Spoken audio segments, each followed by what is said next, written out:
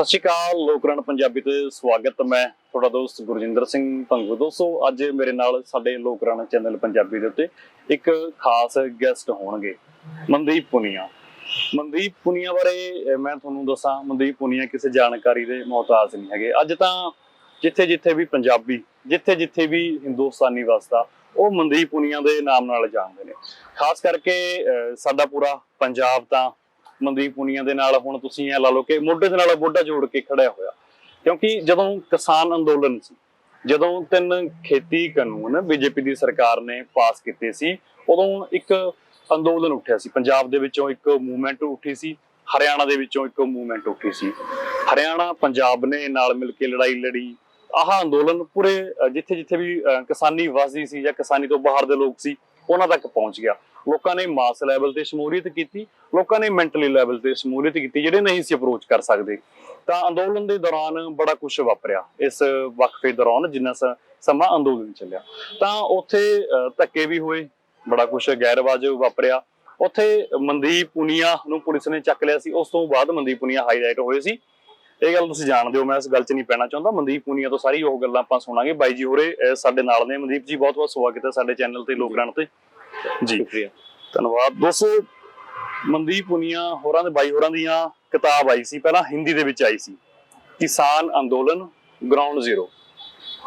ਇਹ ਕਿਤਾਬ ਕਹਿ ਲਓ ਇਸ ਨੂੰ, ਜਾਂ ਆਪਾਂ ਕਹਿ ਲਓ ਕਿ ਕਿਸਾਨ ਅੰਦੋਲਨ ਦੀ ਪੂਰੀ ਆਹ ਰਿਪੋਰਟ ਹੈ, ਸ਼ੁਰੂ ਤੋਂ ਲੈ ਕੇ ਦਿੱਲੀ ਦਾ ਪੂਰਾ ਵੇਰਵਾ ਇਸ ਕਿਤਾਬ ਦੇ ਵਿੱਚ। ਤੇ ਬੜਾ ਕੁਝ ਸੁਣਨ ਵਾਲਾ, ਸਮਝਣ ਵਾਲਾ। ਅਸੀਂ ਵੀ ਉਸ ਅੰਦੋਲਨ ਦੇ ਵਿੱਚ ਲਗਾਤਾਰ ਵਾਪਰੇ, ਪਰ ਜੋ ਕੁਝ ਮਨਦੀਪ ਹੋਰਾਂ ਦੀ ਅੱਖ ਨੇ ਦੇਖਿਆ, ਉਹ ਅਸੀਂ ਨਹੀਂ ਉਹ ਦੇਖ ਪਾਏ ਹੈਗੇ।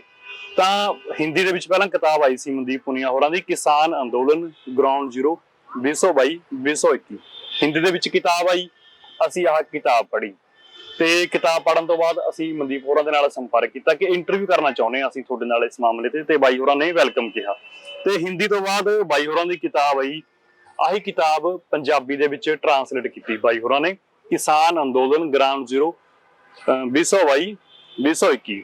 ਜਿਵੇਂ ਮਿੱਟੀ 'ਚ ਸਭ ਕੁਝ ਹੈ, ਟਾਈਟਲ ਬੜਾ ਸੋਹਣਾ। ਤੁਸੀਂ ਹਿੰਦੀ ਦੀ ਕਿਤਾਬ ਪੜ੍ਹਨਾ ਚਾਹੋ ਤਾਂ ਹਿੰਦੀ ਵਾਲੀ ਕਿਤਾਬ ਪੜ੍ਹ ਸਕਦੇ ਹੋ, ਪੰਜਾਬੀ ਵਾਲੀ ਕਿਤਾਬ ਪੜ੍ਹਨਾ ਚਾਹੋ ਤਾਂ ਪੰਜਾਬੀ ਵਾਲੀ ਕਿਤਾਬ ਪੜ੍ਹਨਾ ਚਾਹੁੰਦੇ ਹੋ। ਜੇਕਰ ਤੁਹਾਡੇ ਕੋਲ ਨਹੀਂ ਇਹ ਜਿਹੀ ਲੋਕੇਸ਼ਨ ਹੈਗੀ ਪ੍ਰੋਵਾਈਡ ਹੁੰਦੀ, ਤਾਂ ਤੁਸੀਂ ਕਮੈਂਟ ਬਾਕਸ ਦੇ ਵਿੱਚ ਆਪਣਾ ਐਡਰੈਸ ਦਿਓ, ਅਸੀਂ ਤੁਹਾਡੇ ਤੱਕ ਕਿਤਾਬਾਂ ਇਹ ਪਹੁੰਚਦੀਆਂ ਕਰ ਦਾਂਗੇ। ਆਓ ਤੁਹਾਨੂੰ ਹੁਣ ਲੈ ਕੇ ਚੱਲਦੇ ਹਾਂ ਮਨਦੀਪ ਪੁਨੀਆ ਕੋਲੇ ਤੇ ਕਿਸਾਨ ਅੰਦੋਲਨ ਕੋਲੇ। ਬਾਈ ਜੀ, ਤੁਹਾਡੀ ਨਿਗਾਹ ਦੇ ਵਿੱਚ, ਜੇਕਰ ਮੈਂ ਪਹਿਲਾਂ ਹੀ ਸਵਾਲ ਕਰਾਂ, ਕਿਤਾਬ ਤੇ ਆਪਾਂ ਆਵਾਂਗੇ, ਪਰ ਉਸ ਤੋਂ ਪਹਿਲਾਂ ਕਿਸਾਨ ਅੰਦੋਲਨ, ਐਡਾ ਵੱਡਾ ਅੰਦੋਲਨ, ਕੀ ਸੀ ਤੁਹਾਡੀ ਨਿਗਾਹ ਦੇ ਵਿੱਚ? ਉਹ ਦੇਖੋ, ਇੱਕ ਪੂਰਾ ਜਿਹੜਾ ਖਿੱਤਾ ਜਿਹਨੂੰ ਕਹਿ ਲਿਆ ਆਪਾਂ, ਹਰਿਆਣਾ, ਪੰਜਾਬ, ਵੈਸਟਰਨ ਉੱਤਰ ਪ੍ਰਦੇਸ਼, ਰਾਜਸਥਾਨ ਦੇ ਵੀ, ਗੰਗਾਨਗਰ, ਹਨੂਮਾਨਗढ़ ਦੇ ਇਲਾਕੇ ਹੋ ਗਏ, ਉਹਦੀ ਇੱਕ ਇਕੋਨਮੀ ਹੈ, ਉਹ ਸਾਰੀ ਰੂਰਲ ਇਕੋਨਮੀ ਹੈ, ਪਿੰਡੂ ਇਕੋਨਮੀ ਬੇਸਿਕਲੀ। ਤੇ ਉਹ ਪਿੰਡੂ ਇਕੋਨਮੀ 'ਚ ਸਭ ਤੋਂ ਵੱਡੀ ਜਿਹੜੀ ਚੀਜ਼ ਹੈ ਉਹ ਐਗਰੀਕਲਚਰ ਹੈਗੀ ਆ। ਤੇ ਐਗਰੀਕਲਚਰ ਵਾਸਤੇ, ਐਗਰੀਕਲਚਰ ਦੀ ਜਿਹੜੀ ਸਹੂਲਤਾਂ ਇਸ ਖਿੱਤੇ ਨੇ ਲਿੱਤੀਆਂ, ਤੇ ਮੰਡੀ ਸਿਸਟਮ ਹੋਵੇ, APMC ਹੋਵੇ, ਜਾਂ ਫਿਰ ਹੋਰ ਦੂਜੇ MSP ਤੇ ਫਸਲਾਂ ਦੀ ਖਰੀਦ ਹੋਵੇ, ਇਹ ਸਾਰੀ ਲੜਕੇ ਲਿੱਤੀਆਂ। ਮਤਲਬ 100-150 ਸਾਲ ਦਾ ਪ੍ਰੋਪਰ ਤੁਹਾਨੂੰ ਇਹ ਦਿਖ ਜੂਗਾ, ਕਿਸਾਨ ਸਟਰਗਲ ਦਿਖ ਜੂਗਾ। ਇਸ ਤੋਂ ਪਹਿਲਾਂ ਵੀ ਕਿਸਾਨੀ ਨੇ ਹੀ ਇਸ ਖਿੱਤੇ 'ਚ ਲੜਾਈਆਂ ਲੜੀਆਂ ਨੇ ਸ਼ਾਸਕਾਂ ਦੇ ਉਲਟ। ਤੇ ਜਿਹੜੇ ਜ਼ਮੀਨ ਦੇ ਰਾਈਟਸ, ਮਤਲਬ ਮੁਜ਼ਾਰਿਆਂ ਤੋਂ ਮਾਲਕ ਵੀ ਬਣੇ ਨੇ ਇੱਥੋਂ ਦੇ ਲੋਕ। ਤੇ ਇਸ ਤੋਂ ਇਲਾਵਾ ਮੰਡੀ ਸਿਸਟਮ ਤੋਂ ਲੈ ਕੇ MSP ਦੀ ਖਰੀਦ ਤੇ ਹੋਰ ਜਿੰਨੀ ਦੂਜੀ ਸਹੂਲਤਾਂ ਲਿੱਤੀਆਂ। ਤੇ ਇੱਕੋ ਲੱਖ ਤੇ ਸਰਕਾਰ ਨੇ ਫੈਸਲਾ ਕੀਤਾ 2020 ਚ ਕਿ ਇਹ ਸਾਰੇ ਜਿਹੜੇ ਖੇਤੀਬਾੜੀ ਹੈਗਾ, ਇਹਨੂੰ ਪ੍ਰਾਈਵੇਟ ਘਰਾਣਿਆਂ ਨੂੰ ਆਪਾਂ ਦੇ ਦਿੰਦੇ ਆ। ਤੇ ਜਿਹਦਾ ਮੂਲ ਮਕਸਦ ਇੱਥੋਂ ਦੇ ਕਿਸਾਨਾਂ ਨੂੰ ਸਮਝ ਆ ਗਿਆ, ਤੇ ਇਹਨਾਂ ਨੂੰ ਇਹ ਵੀ ਸਮਝ ਆਇਆ ਕਿ ਜਿਵੇਂ ਇਤਿਹਾਸ 'ਚ ਉਹਨਾਂ ਨੇ ਲੜਾਈਆਂ ਲੜੀਆਂ ਸੀ, ਹੁਣ ਦੁਬਾਰਾ ਇੱਕ ਲੜਾਈ ਹੋਰ ਲੜਨੀ ਪੈਣੀ ਹੈ ਆਪਣੀ ਖੇਤੀ ਨੂੰ ਤੇ ਜ਼ਮੀਨ ਨੂੰ ਬਚਾਉਣ ਵਾਸਤੇ। ਤੇ ਇਸੇ ਕਰਕੇ ਸਾਰਾ ਜਿਹੜਾ ਇਲਾਕਾ ਸੀਗਾ, ਖਿੱਤਾ ਸੀਗਾ, ਇਹਦੇ ਕਿਸਾਨ, ਇਹਨਾਂ ਦਾ ਮੂਡ ਬਣ ਗਿਆ ਕਿ ਹੁਣ ਲੜਾਈ ਲੜੀ ਜਾਵੇ। ਤੇ ਉਹ ਇਸੇ ਕਰਕੇ 2020-21 ਦਾ ਜਿਹੜਾ ਅੰਦੋਲਨ ਸੀਗਾ, ਉਹਦੀ ਨੀਂਹ ਧਰੀ ਗਈ। ਜੀ ਬਿਲਕੁਲ। ਸੋ ਮਨਦੀਪ, ਹੁਣ ਆਪਾਂ ਕਿਤਾਬ ਵੱਲ ਜਾਂਦੇ ਹਾਂ। ਇਸ ਕਿਤਾਬ ਦੀ ਜਿਹੜੀ ਕਿਤਾਬ ਹੈ ਆਪਣੀ, ਕਿਸਾਨ ਅੰਦੋਲਨ, ਸ਼ੁਰੂਆਤ ਕਿਵੇਂ ਹੁੰਦੀ ਹੈ ਇਸ ਕਿਤਾਬ ਦੀ? ਸ਼ੁਰੂਆਤ ਦੇਖੋ, ਜਦੋਂ ਅਸੀਂ ਉੱਥੇ ਵਿਚਰਦੇ ਸੀਗੇ ਤੇ ਸਾਨੂੰ, ਮਤਲਬ ਜਦੋਂ ਕਿਸਾਨ ਅੰਦੋਲਨ ਸ਼ੁਰੂ ਹੋਇਆ 26 ਨਵੰਬਰ ਨੂੰ ਦਿੱਲੀ ਗਏ, ਸਾਨੂੰ ਲੱਗ ਰਿਹਾ ਸੀ ਮਹੀਨੇ 'ਚ ਖਤਮ ਹੋ ਜਾਊਗਾ। पर फिर जनवरी, नवंबर, दिसंबर, जनवरी, फरवरी जब 4-5 महीने हो गए तो ਸਾਨੂੰ ਲੱਗਿਆ ਕਿ ਇਹ ਤਾਂ ਲੰਬਾ ਚੱਲੂਗਾ। ਤੇ ਹਾਲਾਂਕਿ ਕਿਸਾਨ ਪਹਿਲਾਂ ਹੀ ਕਹਿ ਰਹੇ ਸੀ, ਸਾਨੂੰ ਨਵੰਬਰ 'ਚ ਹੀ ਕਹਿਣ ਲੱਗੇ ਸੀਗੇ ਅਸੀਂ ਤਾਂ 6 ਮਹੀਨੇ ਦਾ ਰਾਸ਼ਨ ਪਾਣੀ ਲੈ ਕੇ ਆਏ ਨੇ। ਤੇ ਇਸ ਕਰਕੇ ਤਿਆਰੀ ਤਾਂ ਕਿਸਾਨਾਂ ਦੀ ਪਹਿਲਾਂ ਸੀ, ਸਾਡੀ ਤਿਆਰੀ ਨਹੀਂ ਸੀ। ਸਾਨੂੰ ਲੱਗਦਾ ਸੀਗਾ ਕਿ ਇੰਨੇ ਜ਼ਿਆਦਾ ਕਿਸਾਨ ਨੇ, ਸਰਕਾਰ ਪਹਿਲਾਂ ਜੂਗੀ, ਲੇਕਿਨ ਸਰਕਾਰ ਨੇ ਮਤਲਬ ਹੱਠ ਧਰਮਿਤਾ ਅਪਣਾਈ ਰੱਖੀ, ਪੂਰਾ ਹੱਠ ਰੱਖਿਆ ਤੇ ਕਿਸਾਨਾਂ ਦੀ ਗੱਲ ਪੂਰੇ 1 ਸਾਲ ਬਾਅਦ ਜਾ ਕੇ ਸੁਣੀ। ਤੇ ਉਹਦੇ ਦੌਰਾਨ ਹੀ ਜਦੋਂ ਮੇਰੀ ਗ੍ਰਿਫਤਾਰੀ ਹੋਈ ਤੇ ਉਦੋਂ ਹੀ ਮੈਨੂੰ ਲੱਗਿਆ ਸੀਗਾ ਕਿ ਇੰਨਾ ਕੁਛ ਅਸੀਂ ਦੇਖ ਰਹੇ ਹਾਂ ਤੇ ਇਹਨੂੰ ਸਾਰੇ ਨੂੰ ਡਾਕੂਮੈਂਟ ਕਰਨਾ ਜ਼ਰੂਰੀ ਹੈ, ਰਿਕਾਰਡ ਕਰਨਾ ਜ਼ਰੂਰੀ ਹੈ। ਇਸੇ ਕਰਕੇ ਹੀ ਫਿਰ ਇੱਕ ਕਿਤਾਬ ਮੈਂ ਲਿਖਿਆ ਤੇ ਕਿਤਾਬ ਮੈਂ ਲਿਖੀ ਤੇ ਕਿਤਾਬ ਲਿਖਦੇ ਹੋਏ ਮੇਰੇ ਦਿਮਾਗ 'ਚ ਸੀਗਾ ਕਿ ਆਪਾਂ ਇੱਕ ਚੀਜ਼ ਕਿਤਾਬ 'ਚ ਲੈ ਕੇ ਆਣੀ ਹੈ, ਖਾਸ ਕਰ ਪੋਲੀਟੀਕਲ ਨੁਕਤਾ। ਕਿੰਨਾ ਕੁ ਟਾਈਮ ਲੱਗਿਆ ਤੁਹਾਨੂੰ ਆ ਕਿਤਾਬ ਲਿਖਣ 'ਚ? ਮੈਨੂੰ 1 ਸਾਲ ਲੱਗਿਆ। 1 ਸਾਲ। ਜਦੋਂ ਮਨਦੀਪ ਆ ਤੁਸੀਂ ਕਿਤਾਬ ਲਿਖ ਰਹੇ ਸੀ, ਜਿਹੜੀਆਂ ਘਟਨਾਵਾਂ ਸੀ ਉਹਨਾਂ ਸਾਰੀਆਂ ਘਟਨਾਵਾਂ ਨੂੰ ਤੁਸੀਂ ਰਿਮਾਈਂਡ ਕਰ ਰਹੇ ਸੀ, ਜਾਂ ਫਿਰ ਜਦੋਂ ਤੁਸੀਂ ਅੰਦੋਲਨ ਦੇ ਵਿੱਚ ਵਿਚਰ ਰਹੇ ਸੀ, ਆਪਾਂ ਰਿਪੋਰਟਿੰਗ ਕਰ ਰਹੇ ਸੀ ਅੰਦੋਲਨ ਦੀ ਜਦੋਂ, ਜਾਂ ਫਿਰ ਉਦੋਂ ਹੀ ਤੁਸੀਂ ਡਾਇਰੀ ਲਾਈ ਹੋਈ ਸੀ? ਨਹੀਂ, ਮੈਂ ਡਾਇਰੀ ਲਾਈ ਹੋਈ ਸੀ ਉਦੋਂ ਹੀ। ਮੈਂ ਮਤਲਬ ਡਾਇਰੀ ਲਿਖਣ ਦੀ ਮੇਰੀ ਆਦਤ ਹੈ, ਖਾਸ ਕਰ ਜਦ ਵੀ ਕੋਈ ਪੋਲੀਟੀਕਲ ਘਟਨਾ ਵਾਪਰ ਰਹੀ ਹੁੰਦੀ ਹੈ ਤਾਂ ਮੈਂ ਉਹਦੀ ਡਾਇਰੀ ਜ਼ਰੂਰ ਮੇਨਟੇਨ ਕਰਦਾ। ਉਹਦਾ ਇੱਕ ਰੀਜ਼ਨ ਇਹ ਹੈ ਕਿ ਤੁਸੀਂ ਘੱਟੋ ਘੱਟ ਜਿਹੜੀ ਪੋਲੀਟੀਕਲ ਪੋਜੀਸ਼ਨਾਂ ਨੇ ਉਸ ਟਾਈਮ ਦੀਆਂ, ਜਥੇਬੰਦੀਆਂ ਦੀ, ਲੋਕਾਂ ਦੀਆਂ ਤੇ ਸਰਕਾਰ ਦੀਆਂ, ਇਹ 3 ਬੇਸਿਕਲੀ ਮੇਨ ਹੁੰਦੇ ਨੇ। ਇਹਨਾਂ ਦੀ ਪੋਲੀਟੀਕਲ ਪੋਜੀਸ਼ਨ ਘੱਟੋ ਘੱਟ ਤੁਸੀਂ ਨੋਟ ਕਰ ਲਓ, ਕੀ ਘਟਨਾ ਵਾਪਰ ਰਹੀ, ਕਿਹਦੇ ਆਲੇ ਦੁਆਲੇ ਕੀ ਵਾਪਰ ਰਿਹਾ, ਉਹ ਸਾਰਾ ਤੁਸੀਂ ਨੋਟ ਕਰ ਲਓ, ਤਾਂ ਕਿ ਅੱਗੇ ਵੀ ਤੁਹਾਨੂੰ ਜੇ ਕੁਝ ਲਿਖਣਾ ਪਵੇ ਤਾਂ ਤੁਹਾਨੂੰ ਫੈਕਟਸ ਤੁਹਾਡੇ ਪਹਿਲਾਂ ਹੀ ਕਲੀਅਰ ਹੋਣ, ਫੈਕਟਸ ਤੁਹਾਡੇ ਤੇ ਸਸਪੰਜ ਨਾ ਕੋਈ ਹੋਵੇ। ਮਨਦੀਪ, ਐਡੇ ਵੱਡੇ ਅੰਦੋਲਨ ਦੀ ਜਿਹੜੀ ਉਹ 3 ਖੇਤੀ ਕਾਨੂੰਨਾਂ ਦੇ ਉੱਤੇ ਜਿੱਤ ਸੀ ਜਾਂ ਸਮਾਪਤੀ ਸੀ ਉਸ ਅੰਦੋਲਨ ਦੀ, ਉਸ ਬਾਰੇ ਤੁਹਾਡੇ ਕੀ ਵਿਚਾਰ ਨੇ? ਕਿ ਜੋ ਆਪਾਂ ਲੈ ਕੇ ਚੱਲੇ ਸੀ 3 ਖੇਤੀ ਕਾਨੂੰਨਾਂ ਦੀ ਲੜਾਈ, ਉਹ ਤਾਂ ਕੰਪਲੀਟ ਹੋਊਗੀ, ਕੀ ਇਸ ਅੰਦੋਲਨ ਦੇ ਵਿੱਚੋਂ ਕੁਝ ਹੋਰ ਵੀ ਵੱਡਾ ਨਿਕਲ ਸਕਦਾ ਸੀ ਜੋ ਨਿਕਲਿਆ ਨਹੀਂ ਹੈਗਾ? ਜੀ ਬਿਲਕੁਲ। ਇਹਦਾ ਮੈਂ ਕਿਤਾਬ ਦਾ ਆਖਰੀ ਚੈਪਟਰ ਮੈਂ ਤੁਹਾਨੂੰ ਦਿਖਾਣਾ ਚਾਹਾਂਗਾ। ਉਹਦਾ ਮੈਂ ਨਾਂ ਵੀ ਹਾਰ ਜਾਂ ਜਿੱਤ ਦਿੱਤਾ। ਹਾਰ ਜਾਂ ਜਿੱਤ, ਜੀ। ਇਸ ਕਿਤਾਬ 'ਚ 10 ਚੈਪਟਰ ਨੇ ਜੀ, ਤੇ 10 ਜਿਹੜਾ 10ਵਾਂ ਚੈਪਟਰ ਹੈ ਜੀ, ਤੇ ਉਹਦਾ ਨਾਂ ਹੀ ਹਾਰ ਜਾਂ ਜਿੱਤ ਹੈ। ਪੜਿਆ ਜੀ। ਹਾਂ, ਇਹ ਵੀ ਮੈਂ ਇਸ ਕਰਕੇ ਦਿੱਤਾ ਹੈ ਕਿਉਂਕਿ ਇਸ ਅੰਦੋਲਨ 'ਚ ਖਾਸੀ ਵੱਡੀ ਪੋਟੈਂਸ਼ੀਅਲ ਸੀ, ਪੋਲੀਟੀਕਲ ਪੋਟੈਂਸ਼ੀਅਲ ਤਾਂ ਬਹੁਤ ਜ਼ਿਆਦਾ ਸੀਗੀ ਤੇ ਉਹ ਮੈਨੂੰ ਲੱਗਦਾ ਕਿ ਉਸ ਪੋਟੈਂਸ਼ੀਅਲ ਨੂੰ ਕੁਝ ਲੋਕਾਂ ਨੇ ਕਿਲ ਕੀਤਾ ਤੇ ਇਹਦੇ ਜਿਹੜੇ 8 ਮਕਸਦ ਸੀ ਜਿਨ੍ਹਾਂ ਵਾਸਤੇ ਅੰਦੋਲਨ ਸ਼ੁਰੂ ਹੋਇਆ ਸੀ, ਉਹਨਾਂ ਤੋਂ ਸਿਕੁੜ ਕੇ ਇਹਦੀ ਜਿਹੜੀ ਇੱਕ ਵੱਡੀ ਮੰਗ ਸੀ ਉਹ ਤੇ ਹੀ ਰਹਿ ਗਿਆ। ਮੈਨੂੰ ਲੱਗਦਾ ਕਿ MSP ਤੋਂ ਲੈ ਕੇ ਜਾਂ ਫਿਰ ਬਿਜਲੀ ਵਾਲਾ, ਪਰਾਲੀ ਵਾਲਾ, ਜਾਂ ਫਿਰ ਪੋਲੀਟੀਕਲ ਪ੍ਰਿਜ਼ਨਰਸ ਵਾਲਾ, ਉਹ ਸਾਰੇ ਹੀ ਮੁੱਦੇ ਸੀਗੇ ਜਿਹੜੇ 19 ਸਤੰਬਰ ਨੂੰ ਮੋਗੇ 'ਚ ਜਦੋਂ ਯੂਨਾਈਟਿਡ ਫਰੰਟ ਬਣਿਆ, ਜਦੋਂ ਸਾਰੀ ਜਥੇਬੰਦੀਆਂ ਇਕੱਠੀਆਂ ਹੋਈਆਂ ਪੰਜਾਬ ਦੀਆਂ, ਉਦੋਂ 8 ਮੰਗਾਂ ਮੋਟੀ-ਮੋਟੀਆਂ ਲਿਖੀਆਂ ਸੀਗੀਆਂ ਕਿ ਇਹਨਾਂ 8 ਮੰਗਾਂ ਤੇ ਆਪਾਂ ਲੜਾਈ ਨੂੰ ਵਿੱਢਾਂਗੇ। ਤੇ ਉਹ ਲੜਾਈ ਵਿੱਢੀ ਵੀ ਗਈ, ਲੋਕਾਂ ਨੇ ਦਲੇਰੀ ਨਾਲ ਲੜੀ ਵੀ, ਲੇਕਿਨ ਜਦੋਂ ਉਹਦੀ ਨਵੇੜਾ ਕਰਨ ਦੀ ਵਾਰੀ ਆਈ ਤਾਂ ਪੰਜਾਬ ਦੇ ਕੁਝ ਲੋਕਾਂ ਨੇ ਇਲੈਕਸ਼ਨ ਲੜਨ ਵਾਸਤੇ ਉਹ ਬਹੁਤ ਛੇਤੀ ਹੱਥ ਪੈਰ ਖਿੱਚ ਲਏ, ਜਦ ਕਿ ਹਰਿਆਣੇ ਦੇ, ਵੈਸਟਰਨ ਉੱਤਰ ਪ੍ਰਦੇਸ਼ ਤੇ ਹੋਰ ਲੋਕ, ਪੰਜਾਬ ਦੇ ਵੀ ਕੁਝ ਆਗੂ ਕਹਿ ਰਹੇ ਸੀ ਕਿ ਸਾਨੂੰ ਥੋੜਾ ਹੋਰ ਖਿੱਚਣਾ ਚਾਹੀਦਾ, ਅਜੇ ਮੋਦੀ ਚੁੱਕਿਆ ਹੋਇਆ ਨਾ, ਹੋਰ ਚੁਕਾ ਲਈਏ। ਪਰ ਲੋਕਾਂ ਨੇ ਇੱਥੇ ਆ ਕੇ ਇਲੈਕਸ਼ਨ ਲੜਦੇ ਸੀਗੇ, ਉਹਨਾਂ ਕਰਕੇ ਫਿਰ ਉਹ ਛੇਤੀ ਤੋਂ ਛੇਤੀ ਇੱਥੇ ਭੱਜ ਆਏ ਤੇ ਉਸ ਅੰਦੋਲਨ ਦੀ ਜਿੰਨੀ ਵੱਡੀ ਪ੍ਰਾਪਤੀ ਹੋ ਸਕਦੀ ਸੀ ਉਨੀ ਨਹੀਂ ਹੋ ਸਕਦੀ। ਮੈਨੂੰ ਕੀ ਮਨਦੀਪ, ਇਲੈਕਸ਼ਨ ਦੀ ਗੱਲ ਆਈ ਆਪਣੀ, SSM ਬਣਿਆ ਹਨਾ SKM ਦੇ ਵਿੱਚੋਂ, ਕੀ SSM ਦਾ ਜਿਹੜਾ ਪਲਾਟ ਸੀ ਉਹ ਸਿੰਘੂ ਬਾਰਡਰ ਤੇ ਹੀ ਤਿਆਰ ਹੋ ਗਿਆ ਸੀ ਜਾਂ ਪੰਜਾਬ ਦੇ ਵਿੱਚ ਆ ਕੇ ਤਿਆਰ ਹੋਇਆ? ਨਹੀਂ, ਉਹ ਸਿੰਘੂ ਬਾਰਡਰ ਹੀ ਤਿਆਰ ਹੋ ਗਿਆ ਸੀਗਾ। ਦੇਖੋ, ਮਤਲਬ ਬੇਸਿਕਲੀ ਇਹ ਬਹਿਸ ਬਹੁਤ ਪੁਰਾਣੀ ਹੈ ਕਿ ਜਿਹੜੀ ਜਥੇਬੰਦੀਆਂ ਨੇ ਜਿਹੜੀ ਕਿ ਅੰਦੋਲਨਾਂ ਚੋਂ ਨਿਕਲੀਆਂ ਹੁੰਦੀਆਂ ਨੇ ਜਾਂ ਫਿਰ ਅੰਦੋਲਨ ਲੜਨ ਵਾਲੀ ਜਥੇਬੰਦੀਆਂ ਨੂੰ ਕੀ ਇਲੈਕਸ਼ਨ ਲੜਨੇ ਚਾਹੀਦੇ ਆ ਨਹੀਂ, ਇਹ ਬਹਿਸ ਬਹੁਤ ਪੁਰਾਣੀ ਹੈ। ਅੰਨਾ ਅੰਦੋਲਨ ਤੋਂ ਬਾਅਦ ਕੇਜਰੀਵਾਲ ਨਿਕਲੇ, ਠੀਕ ਹੈ, ਇਸ ਤੋਂ ਪਹਿਲਾਂ BJP ਮੂਵਮੈਂਟ ਤੋਂ ਬਾਅਦ ਵੀ ਬਹੁਤ ਸਾਰੇ ਲੀਡਰ ਨਿਕਲੇ ਸੀਗੇ। ਜਦੋਂ 1977-78 ਚ ਹੋਈ ਜਿਹੜੀ JP ਮੂਵਮੈਂਟ, ਉਸ ਤੋਂ ਵੀ ਬਹੁਤ ਸਾਰੇ ਲੀਡਰ ਨਿਕਲੇ। ਉਹਨਾਂ ਦਾ ਹਾਸਲ ਕੀ ਹੋਇਆ? ਉਹਨਾਂ ਨੇ ਕੀ ਹਾਸਲ ਕੀਤਾ? ਕੁਝ ਹਾਸਲ ਨਹੀਂ ਕਰ ਪਾਏ। ਉਹ ਵੀ ਜਿਹੜੀ ਅਲਟਰਨੇਟ ਪੋਲਿਟਿਕਸ ਦਾ ਨਾਰਾ ਲੈ ਕੇ ਨਿਕਲੇ ਸੀਗੇ ਤੇ ਮੇਨ ਸਟ੍ਰੀਮ ਪੋਲੀਟੀਕਲ ਪਾਰਟੀਆਂ ਵਾਂਗ ਹੀ ਐਕਟ ਕਰਨ ਲੱਗੇ। ਹੋਰ ਇੱਥੇ ਐਡ ਕਰਿਓ ਨਾਲ, ਸਮਝਾਂ ਨਹੀਂ ਤੁਹਾਡੇ ਕੋਲੋਂ ਗੱਲ ਉਹ ਕਿ ਇੱਕ ਤਾਂ ਹੁੰਦਾ ਕਿ ਜਿਵੇਂ ਵੱਡਾ ਅੰਦੋਲਨ ਸੀ ਇਸ ਅੰਦੋਲਨ ਦੇ ਵਿੱਚੋਂ ਕੋਈ ਪੋਲੀਟੀਕਲ ਲੀਡਰਸ਼ਿਪ ਇੱਕ ਤਾਂ ਹੋਊਗੀ, ਜਿਵੇਂ ਰਾਜੇਵਾਲ ਸਾਹਿਬ ਹੋ ਰਹੀ ਸੀ ਜਾਂ ਤਮਾਮ ਕਿਸਾਨ ਆਗੂ ਸੀ ਜਿਹੜੇ ਪੰਜਾਬ ਦੇ ਵਿੱਚ ਪਹਿਲਾਂ ਹੀ ਲੀਡ ਕਰ ਰਹੇ ਸੀ ਆਪਣੀ ਜਥੇਬੰਦੀਆਂ ਨੂੰ, ਇੱਕ ਤਾਂ ਲੀਡਰਸ਼ਿਪ ਉਹ ਹੋਊਗੀ। ਦੂਜਾ ਮੈਨੂੰ ਐਂ ਵੀ ਕਈ ਵਾਰ ਮਹਿਸੂਸ ਹੁੰਦਾ ਹੈਗਾ ਕਿ ਨਵੀਂ ਲੀਡਰਸ਼ਿਪ ਕਿਉਂ ਨਹੀਂ ਉੱਭਰ ਸਕੀ ਇਸ ਅੰਦੋਲਨ ਦੇ ਵਿੱਚੋਂ? ਐਡਾ ਵੱਡਾ ਅੰਦੋਲਨ ਸੀ, ਨਵੇਂ ਚਿਹਰੇ ਕਿਉਂ ਨਹੀਂ ਉੱਭਰ ਸਕੇ? ਤੁਸੀਂ ਜੇਪੀ ਮੂਵਮੈਂਟ ਦਾ ਜ਼ਿਕਰ ਕੀਤਾ, ਹੋਰ ਮੂਵਮੈਂਟਸ ਦਾ ਜ਼ਿਕਰ ਕੀਤਾ, ਉਹਨਾਂ ਦੇ ਵਿੱਚੋਂ ਨਵੇਂ ਚਿਹਰੇ ਉੱਭਰੇ ਸੀ। ਇਸ ਮੂਵਮੈਂਟ ਦੇ ਵਿੱਚੋਂ ਜਿਹੜੇ ਪੁਰਾਣੇ ਕਿਸਾਨ ਆਗੂ ਸੀ, ਜਿਹੜੇ ਆਪਣੇ ਜਥੇਬੰਦੀਆਂ ਲੀਡ ਕਰ ਰਹੇ ਸੀ, ਕਿਸਾਨੀ ਹਿੱਤਾਂ ਦੇ ਲਈ ਲੜ ਰਹੇ ਸੀ, ਉਹੀ ਚਿਹਰੇ ਬਿਲਡ ਹੋਏ। ਨਵੇਂ ਚਿਹਰੇ ਕਿਉਂ ਨਹੀਂ ਬਿਲਡ ਹੋਏ? ਨਹੀਂ, ਨਏ ਥੋੜੇ ਬਹੁਤ ਨਏ ਚਿਹਰੇ ਵੀ ਬਿਲਡ ਹੋਏ, ਲੇਕਿਨ ਬੇਸਿਕਲੀ ਤਾਂ ਦੇਖੋ, ਜਿਹੜਾ ਕਿਸੇ ਬੰਦੇ ਨੂੰ ਵੱਡਾ ਬਣਾਉਣ ਦੀ ਥਾਂ ਤੇ ਜਥੇਬੰਦਕ ਜਿਹੜਾ ਪੋਲਿਟਿਕਸ, ਜਥੇਬੰਦਕ ਜਿਹੜੀ ਪੋਲਿਟਿਕਸ ਹੈ, ਉਹਨੂੰ ਆਪਾਂ ਆਰਗੇਨਾਈਜ਼ਡ ਪੋਲਿਟਿਕਸ ਬੋਲਦੇ ਆ, ਕਹਿੰਦੇ ਆ ਬੇਸਿਕਲੀ। ਤਾਂ ਆਰਗੇਨਾਈਜ਼ਡ ਪੋਲਿਟਿਕਸ ਨੂੰ ਹੀ ਤਵੱਜੋ ਮਿਲਣੀ ਚਾਹੀਦੀ। ਮਤਲਬ ਮੈਂ ਬੇਸਿਕਲੀ ਕੱਲਾ ਇੱਕ ਲੀਡਰ ਤੁਸੀਂ ਉਭਾਰ ਦੋ, ਉਹਦੇ ਆਲੇ ਦੁਆਲੇ ਕੁਝ ਹੋਈ ਨਾ ਉਹਦਾ ਜਥੇਬੰਦਕ ਫਰੇਮਵਰਕ ਹੋ, ਨਾ ਕੋਈ ਉਹਦੀ ਪੋਲਿਟਿਕਸ ਹੋਵੇ, ਨਾ ਉਹਨੂੰ ਕੁਝ ਪਤਾ ਹੋਵੇ, ਤਾਂ ਉਹਦਾ ਵੀ ਕੋਈ ਫਾਇਦਾ ਨਹੀਂ। ਮਤਲਬ ਕਲਟ ਫਿਗਰ ਬਹੁਤ ਉਭਰੇ ਵੀ ਇਸ ਅੰਦੋਲਨ ਦੌਰਾਨ ਹੀ। ਉਹਨਾਂ ਨੇ ਜਥੇਬੰਦੀਆਂ ਬਣਾਉਣ ਦੀ ਵੀ ਕੋਸ਼ਿਸ਼ ਕੀਤੀ। ਕਈ ਵੱਡੇ ਜਿਵੇਂ ਦੀਪ ਸਿੱਧੂ ਤੋਂ ਲੈ ਕੇ ਹੋਰ ਵੀ ਕਈ ਲੋਕ, ਨਵਦੀਪ ਸੀਗਾ ਵਾਟਰ ਕੈਨਨ ਵਾਲਾ, ਜਾਂ ਫਿਰ ਨਵਦੀਪ ਕੌਰ ਸੀਗੀ ਕੁੜੀ ਜਿਹੜੀ ਨਵਦੀਪ ਕੌਰ ਮਜ਼ਦੂਰਾਂ ਦੇ ਮਜ਼ਦੂਰ ਸੰਗਠਨਾਂ ਵਾਲੀ, ਤੇ ਹੋਰ ਵੀ ਕਈ ਲੋਕ ਸੀਗੇ ਜਿਹੜੇ ਨਏ ਐਮਰਜ ਹੋਏ। ਕਈ ਲੋਕ ਜਥੇਬੰਦਕ ਢਾਂਚਿਆਂ ਤੇ ਜਾ ਕੇ ਕੰਮ ਕਰਨ ਲੱਗੇ, ਉਹ ਸੋਹਣੀ ਗੱਲ ਹੈ। ਆਰਗੇਨਾਈਜ਼ਡ ਪੋਲਿਟਿਕਸ ਤੇ ਤੁਸੀਂ ਕੰਮ ਕਰੋਗੇ ਤਾਂ ਹੀ ਕੁਝ ਕਰ ਪਾਓਗੇ। ਕਈ ਲੋਕ ਇੰਡੀਵਿਜੂਅਲੀ ਆਪਣੇ ਜਿਹੜਾ ਉਹਨਾਂ ਨੂੰ ਮਿਲ ਗਿਆ ਸਟਾਰਡਮ ਹੈ, ਉਹਦੇ ਆਲੇ ਦੁਆਲੇ ਚੀਜ਼ਾਂ ਨੂੰ ਦੇਖਣ ਲੱਗੇ। ਜਿਵੇਂ ਦੀਪ ਸਿੱਧੂ ਸੀਗਾ, ਉਹਦਾ ਉਭਾਰ ਹੋਇਆ, ਉਹਨੇ ਜਥੇਬੰਦੀ ਬਣਾਈ ਵਾਰਿਸ ਪੰਜਾਬ ਦੇ। ਇਟ ਮੀਨਸ ਉਹ ਜਥੇਬੰਦਕ ਜਿਹੜੀ ਆਰਗੇਨਾਈਜ਼ਡ ਪੋਲਿਟਿਕਸ ਹੈ, ਉਹਦੀ ਸੈਂਸ ਨੂੰ ਸਮਝਦਾ ਸੀਗਾ ਕਿ ਆਰਗੇਨਾਈਜ਼ਡ ਪੋਲਿਟਿਕਸ ਤੋਂ ਬਿਨਾਂ ਕੁਝ ਨਹੀਂ ਹੋ ਸਕਦਾ। ਕਈ ਹੋਰ ਲੋਕ ਸੀਗੇ ਜਿਨ੍ਹਾਂ ਦੇ ਨਾਂ ਤਾਂ ਵੱਡੇ ਹੋਏ, ਲੇਕਿਨ ਉਹਨਾਂ ਨੇ ਕਿਸੇ ਜਥੇਬੰਦੀ ਜਾ ਕੇ ਕੰਮ ਹੀ ਨਹੀਂ ਕੀਤਾ ਆਪਣੇ ਨਾਂ ਨੂੰ। ਜਿਵੇਂ ਸੋਨੀਆ ਮਾਨ ਸੀਗੀ, ਬਹੁਤ ਜ਼ਿਆਦਾ ਹਾਈਪ ਮਿਲੀ, ਠੀਕ ਹੈ, ਲੇਕਿਨ ਉਹ ਕਿਸੇ ਜਥੇਬੰਦੀ ਜਾ ਕੇ ਕੰਮ ਨਹੀਂ ਕੀਤਾ। ਉਹ ਇੰਡੀਵਿਜੂਅਲੀ ਆਪਣੇ, ਮਤਲਬ ਇੰਡੀਵਿਜੂਅਲ ਤੌਰ ਤੇ ਕੰਮ ਕਰਨਾ ਵੀ ਕੋਈ ਮਾੜੀ ਗੱਲ ਨਹੀਂ ਹੈ, ਠੀਕ ਹੈ, ਕਰਦੇ ਰਹੋ, ਲੇਕਿਨ ਆਰਗੇਨਾਈਜ਼ਡ ਪੋਲਿਟਿਕਸ, ਆਰਗੇਨਾਈਜ਼ਡ ਕੰਮ ਤੋਂ ਜ਼ਿਆਦਾ ਵੱਡਾ ਨਹੀਂ ਹੋ ਸਕਦਾ। ਆਰਗੇਨਾਈਜ਼ਡ ਕੰਮ ਸਭ ਤੋਂ ਜ਼ਿਆਦਾ ਵੱਡਾ ਹੁੰਦਾ ਹੈ।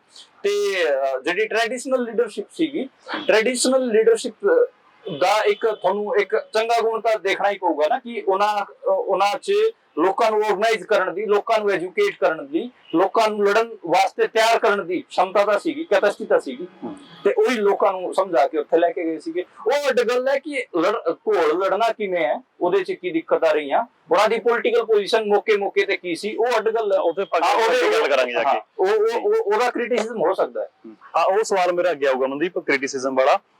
ਮੈਨੂੰ ਇੱਕ ਗੱਲ ਹੋਰ ਦੱਸੋ, ਜਿੱਡਾ ਵੱਡਾ ਅੰਦੋਲਨ ਸੀ ਮਨਦੀਪ ਕਿ ਇਸ ਅੰਦੋਲਨ ਦੇ ਵਿੱਚੋਂ ਜਿੰਨਾ ਕੁਝ ਪ੍ਰਾਪਤ ਕੀਤਾ ਕਿਸਾਨੀ ਨੇ ਜਾਂ ਅੰਦੋਲਨਕਾਰੀਆਂ ਨੇ, ਕੀ ਇਸ ਤੋਂ ਵੱਡਾ ਵੀ ਕੁਝ ਪ੍ਰਾਪਤ ਕੀਤਾ ਜਾ ਸਕਦਾ ਸੀ?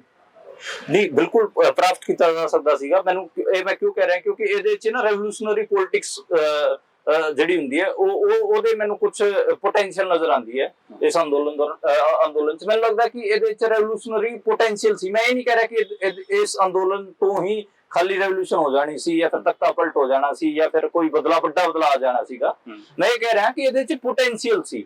ਜਿਵੇਂ ਜਿਸ ਕਿਸਮ ਨਾਲ ਲੋਕਾਂ ਨੇ ਕਾਰਪੋਰੇਟ ਘਰਾਣਿਆਂ ਦਾ ਘੇਰਾਓ ਕੀਤਾ, ਗੱਲ ਕੀਤੀ ਅਡਾਨੀ ਅੰਬਾਨੀ ਦਾ, ਜਿਹੜਾ ਦਿਨੋ ਦਿਨ ਅਮੀਰ ਹੋ ਰਹੇ ਨੇ, ਲੋਕਾਂ ਦੇ ਰਿਸੋਰਸਿਸ ਤੇ ਕਬਜ਼ੇ ਕਰ ਰਹੇ ਨੇ, ਉਹਨਾਂ ਬਾਰੇ ਲਗਾਤਾਰ ਗੱਲ ਕੀਤੀ ਲੋਕਾਂ ਨੇ। ਤੇ ਲੋਕਾਂ ਨੇ ਜਿਹੜੀ ਇਹ ਫੋਲਟੀ ਇਕਨੋਮਿਕ ਸਟਰਕਚਰ ਹੈ ਇੰਡੀਆ ਦਾ, ਜਿਹਦੇ 'ਚ ਗਰੀਬ ਹੋਰ ਗਰੀਬ ਹੋ ਰਿਹਾ ਹੈ, ਕਮਜ਼ੋਰ ਹੋਰ ਕਮਜ਼ੋਰ ਹੋ ਰਿਹਾ ਹੈ, ਤੇ ਅਮੀਰ ਹਰ ਰੋਜ਼ ਅਮੀਰ ਹੋ ਰਹੇ ਨੇ। ਮਤਲਬ ਹੁਣ ਮੁਲਕ ਦੇ 1% ਲੋਕਾਂ ਕੋਲ 55% ਵੈਲਥ ਹੈ, ਬਿਲਕੁਲ ਇੰਨੀ ਜ਼ਿਆਦਾ। ਤਾਂ ਜਿਹੜੀ ਵੈਲਥ ਕੁਝ ਲੋਕਾਂ ਦੇ ਹੱਥ 'ਚ ਜਾ ਕੇ ਸਟੋਰ ਹੋ ਰਹੀ ਹੈ, ਉਹਦੇ ਬਾਰੇ ਲਗਾਤਾਰ ਗੱਲ ਹੋ ਰਹੀ ਸੀ।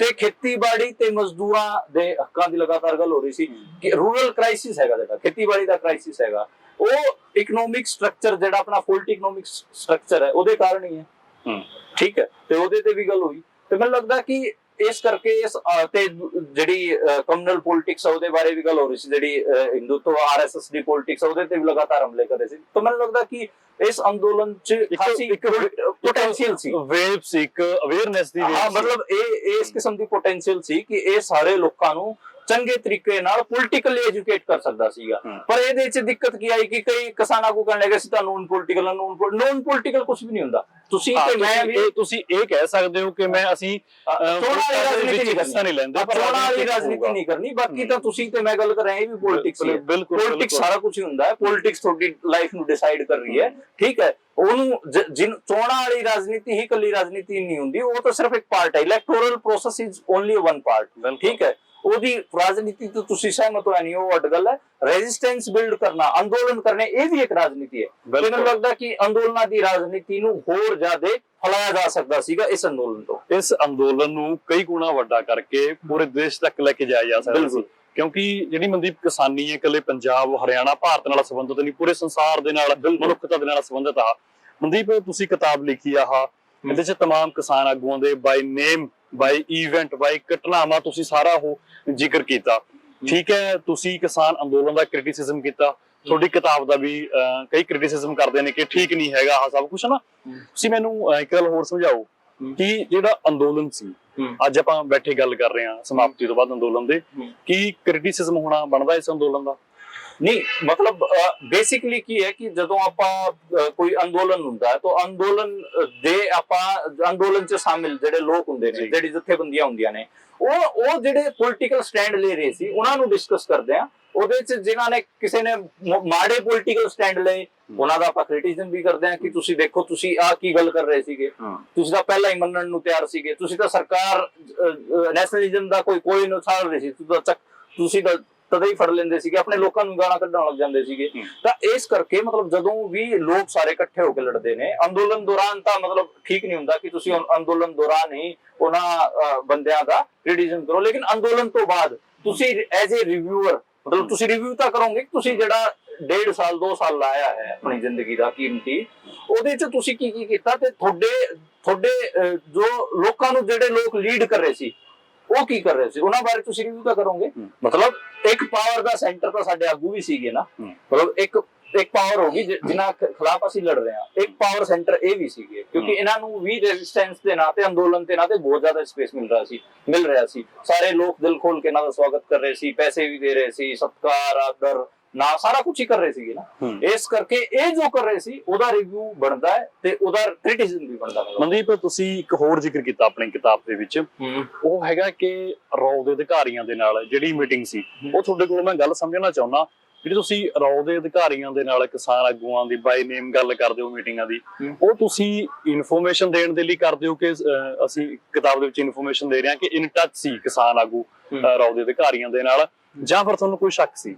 ਨਹੀਂ, ਉਹ ਦੇਖੋ ਫੈਕਟ ਹੈ ਬੇਸਿਕਲੀ, ਤਾਂ ਉਹ ਤੇ ਤੁਹਾਨੂੰ ਹਰ ਹਾਲਤ ਚ ਉਹ ਫੈਕਟ ਚ ਕਿੰਨਾ ਵੀ ਕੋੜਾ ਹੋਵੇ, ਅੰਦੋਲਨ ਨਿਵੜਨ ਤੋਂ ਬਾਅਦ ਇਹ ਮਤਲਬ ਜ਼ਰੂਰ ਇਹ ਹੋਣਾ ਚਾਹੀਦਾ ਕਿ ਆਪਾਂ ਨੂੰ ਹਰ ਹਾਲ ਜਨਤਾ ਨੂੰ ਸੱਚ ਦੱਸਣਾ ਹੁੰਦਾ ਹੈ ਕਿ ਦੇਖੋ ਇਸ ਅੰਦੋਲਨ ਦੌਰਾਨ ਇਹ ਵਾਪਰਿਆ, ਯਾਨੀ ਕਿ ਤੁਸੀਂ ਐਜ਼ ਅ ਪਾਰਟ ਇੱਕ ਡਿਸਕਸ ਕੀਤਾ। ਹਾਂ ਬਿਲਕੁਲ, ਮੈਂ ਇਸੇ ਕਰਕੇ ਮੈਂ ਲੋਕਾਂ ਨੂੰ ਉਹਨਾਂ ਦੀ ਇਹ ਚੀਜ਼ ਐਕਸਪੋਜ਼ ਕੀਤੀ ਹੈ ਤਾਂ ਕਿ ਲੋਕਾਂ ਨੂੰ ਪਤਾ ਰਹੇ ਕਿ ਬਈ ਸਟੇਟ ਕਿਵੇਂ ਚੀਜ਼ਾਂ ਨੂੰ ਮੈਨੇਜ ਵੀ ਕਰਦਾ ਤੇ ਕਿਵੇਂ ਲੋਕ ਉਹਨਾਂ ਦੇ ਆਗੂਆਂ ਨਾਲ ਗੱਲਬਾਤ ਕਰਦਾ, ਉਹਨਾਂ ਨੂੰ ਉਲਝਾਉਂਦਾ ਹੈ। ਯਾਨੀ ਕਿ ਜਿਹੜੇ 3 ਬੰਦੇ ਰੋਹ ਦੇ ਅਧਿਕਾਰੀਆਂ ਨਾਲ, ਉਹਨਾਂ ਦੇ ਨਾਮ ਵੀ ਮੈਂ ਲਿਖੇ ਨੇ, ਮੈਂ ਬਲਵੀਰ ਸਿੰਘ ਰਾਜੇਵਾਲਾ, ਹਰਮੀਤ ਕਾਦੀਆਂ ਤੇ ਬੂਟਾ ਸਿੰਘ ਬੁਰਜਗਿੱਲ, ਇਹ 3 ਜਣੇ ਰੋਹ ਦੇ ਅਧਿਕਾਰੀ ਨਾਲ ਗੱਲਬਾਤ ਕਰ ਰਹੇ ਸੀਗੇ। ਇਹਨਾਂ ਬਾਰੇ ਮੈਂ ਕਿਉਂ ਲਿਖਿਆ, ਕਿਉਂਕਿ ਇਹਨਾਂ ਨੇ ਉਸ ਟਾਈਮ ਸਮਝੌਤੇ ਕਰਾਉਣ ਦੀ ਵੀ ਕੋਸ਼ਿਸ਼ ਕੀਤੀ, 22 ਕਿਸਾਨ ਜਥੇਬੰਦੀਆਂ ਨੂੰ ਮਨਾ ਵੀ ਲਿਆ ਸਮਝੌਤੇ ਵਾਸਤੇ। ਮੇਰਾ ਅਗਲਾ ਸਵਾਲ ਸੀ ਮਨਦੀਪ ਜੀ ਕਿ ਜਦੋਂ ਤੁਸੀਂ ਗੱਲ ਕਰ ਰਹੇ ਹੋ ਜਿਹੜੀ ਮੀਟਿੰਗ ਹੁੰਦੀ ਹੈ ਰੌ ਦੇ ਅਧਿਕਾਰੀਆਂ ਦੇ ਨਾਲ ਇਹਨਾਂ ਕਿਸਾਨ ਆਗੂਆਂ ਦੀ, ਕੀ ਇਸ ਦਾ ਫਿਰ ਕੁਝ ਨੁਕਸਾਨ ਵੀ ਹੋਇਆ ਅੰਦੋਲਨ? ਨਹੀਂ, ਨੁਕਸਾਨ ਤਾਂ ਹੋਇਆ ਹੀ,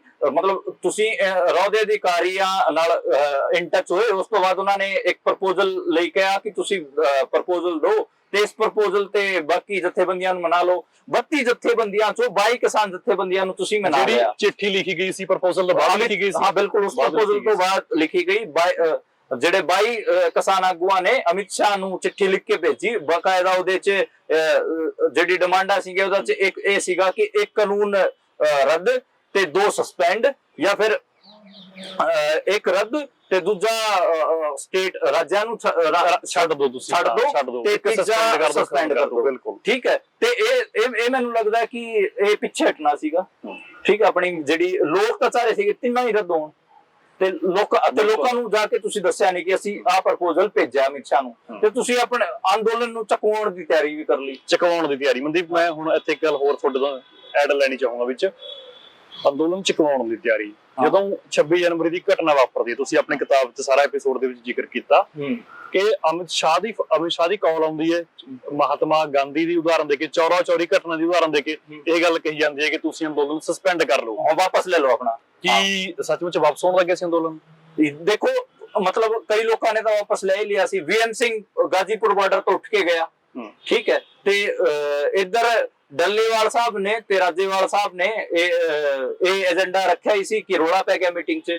ਕਈ ਦੇਖੋ ਇਹ ਵੀ ਸਮਝਣਾ ਚਾਹੀਦਾ ਕਿ ਬਹੁਤ ਸਾਰੇ ਲੋਕ ਮੈਂ ਦੇਖਦਾ ਕਿ ਸੋਸ਼ਲ ਮੀਡੀਆ ਤੇ ਲਿਖ ਦਿੰਦੇ ਨੇ ਕਿ ਸਾਰੇ ਹੀ ਚੋਰ ਨੇ, ਸਾਰੇ ਹੀ ਵਿਕੇ ਹੋਏ ਨੇ। ਇਹ ਗਲਤ ਗੱਲ ਹੈ। ਕੋਈ ਵਿਕਿਆ ਨਹੀਂ ਹੋਇਆ, ਕੋਈ ਚੋਰ ਨਹੀਂ ਹੈ। ਬੇਸਿਕਲੀ ਤੁਸੀਂ ਇਹਨਾਂ ਦੀ ਪੋਲੀਟੀਕਲ ਪੋਜੀਸ਼ਨਸ ਨੂੰ ਦੇਖੋ ਕਿ ਕਈ ਲੋਕਾਂ ਨੂੰ ਲੱਗਦਾ ਕਿ ਅਸੀਂ ਸਰਕਾਰ ਨਾਲ ਰਲ ਕੇ ਕੁਝ ਕੱਢ ਲਾਂਗੇ, ਖੱਟ ਲਾਂਗੇ। ਕਈ ਲੋਕਾਂ ਨੂੰ ਲੱਗਦਾ ਕਿ ਨਹੀਂ, ਅਸੀਂ ਸਰਕਾਰ ਨੂੰ ਝੁਕਾ ਕੇ ਕੁਝ ਕੱਢ ਲਾਂਗੇ। ਠੀਕ ਹੈ, ਤੇ ਇਹ ਡਿਫਰੈਂਸ਼ੀਏਟ ਕਰਨਾ ਜ਼ਰੂਰੀ ਹੈ। ਕਈ ਆਗੂ ਏਦਾਂ ਦੇ ਸੀਗੇ ਕਿ ਜਿਨ੍ਹਾਂ ਨੂੰ ਲੱਗਦਾ ਸੀ ਕਿ ਆਪਾਂ ਸਰਕਾਰ ਦੀ ਗੱਲ ਮੰਨਾਂਗੇ, ਸਰਕਾਰ ਨਾਲ ਗੱਲਬਾਤ ਚ ਰਹਾਂਗੇ ਤਾਂ ਸ਼ਾਇਦ ਆਪਾਂ ਮਾੜਾ ਮੋਟਾ ਮਨਾ ਲਾਂਗੇ। ਕਈ ਆਗੂਆਂ ਦਾ ਇਹ ਸੀਗਾ ਕਿ ਨਹੀਂ, ਅਸੀਂ ਝੁਕਾ ਕੇ ਸਾਰਾ ਹੀ ਵਾਪਸ ਕਰਾਵਾਂਗੇ। ਇਸ ਕਰਕੇ ਹੀ ਅੰਦੋਲਨ ਟਿਕਿਆ ਵੀ ਰਿਹਾ। ਮਤਲਬ ਜਿਹੜੇ 10 ਜਥੇਬੰਦੀਆਂ ਬਚ ਗਈਆਂ ਜਿਨ੍ਹਾਂ ਨੇ ਸਮਝੌਤਾ, ਜਿਨ੍ਹਾਂ ਨੇ ਸਾਈਨ ਵੀ ਨਹੀਂ ਕੀਤੇ ਅਮਿਤ ਸ਼ਾਹ ਦੀ ਚਿੱਠੀ ਤੇ, ਇਟ ਮੀਨਸ ਉੱਥੇ ਕਈ ਇਹੋ ਜਿਹੇ ਆਗੂ, ਕਈ ਇਹੋ ਜਿਹੀਆਂ ਜਥੇਬੰਦੀਆਂ ਸੀਗੀਆਂ ਜਿਹੜਾ ਕਿ ਲੜਨ ਲਈ ਤਿਆਰ ਸੀਗੀ, ਤੇ ਉਹ ਲੋਕਾਂ ਨੂੰ ਵੀ ਜਾ ਕੇ ਇਹ ਇਨਫੋਰਮੇਸ਼ਨਾਂ ਦਿੰਦੀਆਂ ਸੀ ਕਿ ਭਾਈ ਆਹ ਹੋਣ ਵਾਲਾ, ਤਿਆਰ ਹੋ ਜਾਓ, ਤੇ ਲੋਕ ਤਿਆਰ ਹੋ ਜਾਂਦੇ ਸੀਗੇ। ਮਨਦੀਪ ਇੱਕ ਗੱਲ ਹੋਰ ਦੱਸਿਓ, ਤੁਸੀਂ ਫਿਰ ਅੱਗੇ ਜਾ ਕੇ ਜ਼ਿਕਰ ਕਰਦੇ ਹੋ ਅੰਦੋਲਨ ਬਚਿਆ ਕਿਵੇਂ, ਜਦੋਂ ਆਪਣਾ ਟਿਕੈਤ ਸਾਹਿਬ ਗ੍ਰਿਫਤਾਰੀ ਦੇਣ ਦਾ ਸਾਰਾ ਸਿਲਸਿਲਾ ਹੁੰਦਾ, ਉਸ ਤੋਂ ਬਾਅਦ ਤੁਸੀਂ ਆਪਣੀ ਕਿਤਾਬ 'ਚ ਜ਼ਿਕਰ ਕਰਦੇ ਹੋ ਕਿ ਉਹਨਾਂ ਨੂੰ ਇੱਕ ਇਨਫੋਰਮੇਸ਼ਨ ਪਾਸ ਆਊਟ ਹੁੰਦੀ ਹੈ ਕਿ ਕਿਸੇ ਐਮਐਲਏ ਦੇ ਬੰਦੇ ਖੜੇ ਨੇ ਅਟੈਕ, ਆਨੰਦ ਕਿਸ਼ੋਰ ਗੁੱਜਰ ਦੇ, ਉਹ ਅਟੈਕ ਕਰ ਦੇਣ ਦੇ ਨੁਕਸਾਨ ਹੋ ਜਾਊਗਾ ਇੱਥੇ। ਉਦੋਂ ਤੋਂ ਬਾਅਦ ਟਿਕੈਤ ਸਾਹਿਬ ਗ੍ਰਿਫਤਾਰੀ ਕੈਂਸਲ ਕਰ ਦਿੰਦੇ ਨੇ। ਗ੍ਰਿਫਤਾਰੀ ਟਿਕੈਤ ਸਾਹਿਬ ਤਾਂ ਦੇਣ ਚੱਲੇ ਸੀਗੇ, ਗ੍ਰਿਫਤਾਰੀ ਕੈਂਸਲ ਕੀਤੀ ਉਹਨਾਂ 100 ਜਦੋਂ ਨੌਜਵਾਨਾਂ ਕਰਕੇ, ਜਿਨ੍ਹਾਂ ਨੇ ਇਹ ਕਿਹਾ ਕਿ ਅਸੀਂ ਆਪਣੇ ਸਿਰ ਨਹੀਂ ਵਡਵਾਵਾਂਗੇ, ਅਸੀਂ ਤਾਂ ਲੜਾਂਗੇ ਉਹਨਾਂ ਨਾਲ, ਲੜਾਂਗੇ। ਓਕੇ, ਠੀਕ ਹੈ। ਜਿਹੜੇ ਲੋਕ ਅਟੈਕ ਕਰਵਾਉਣਗੇ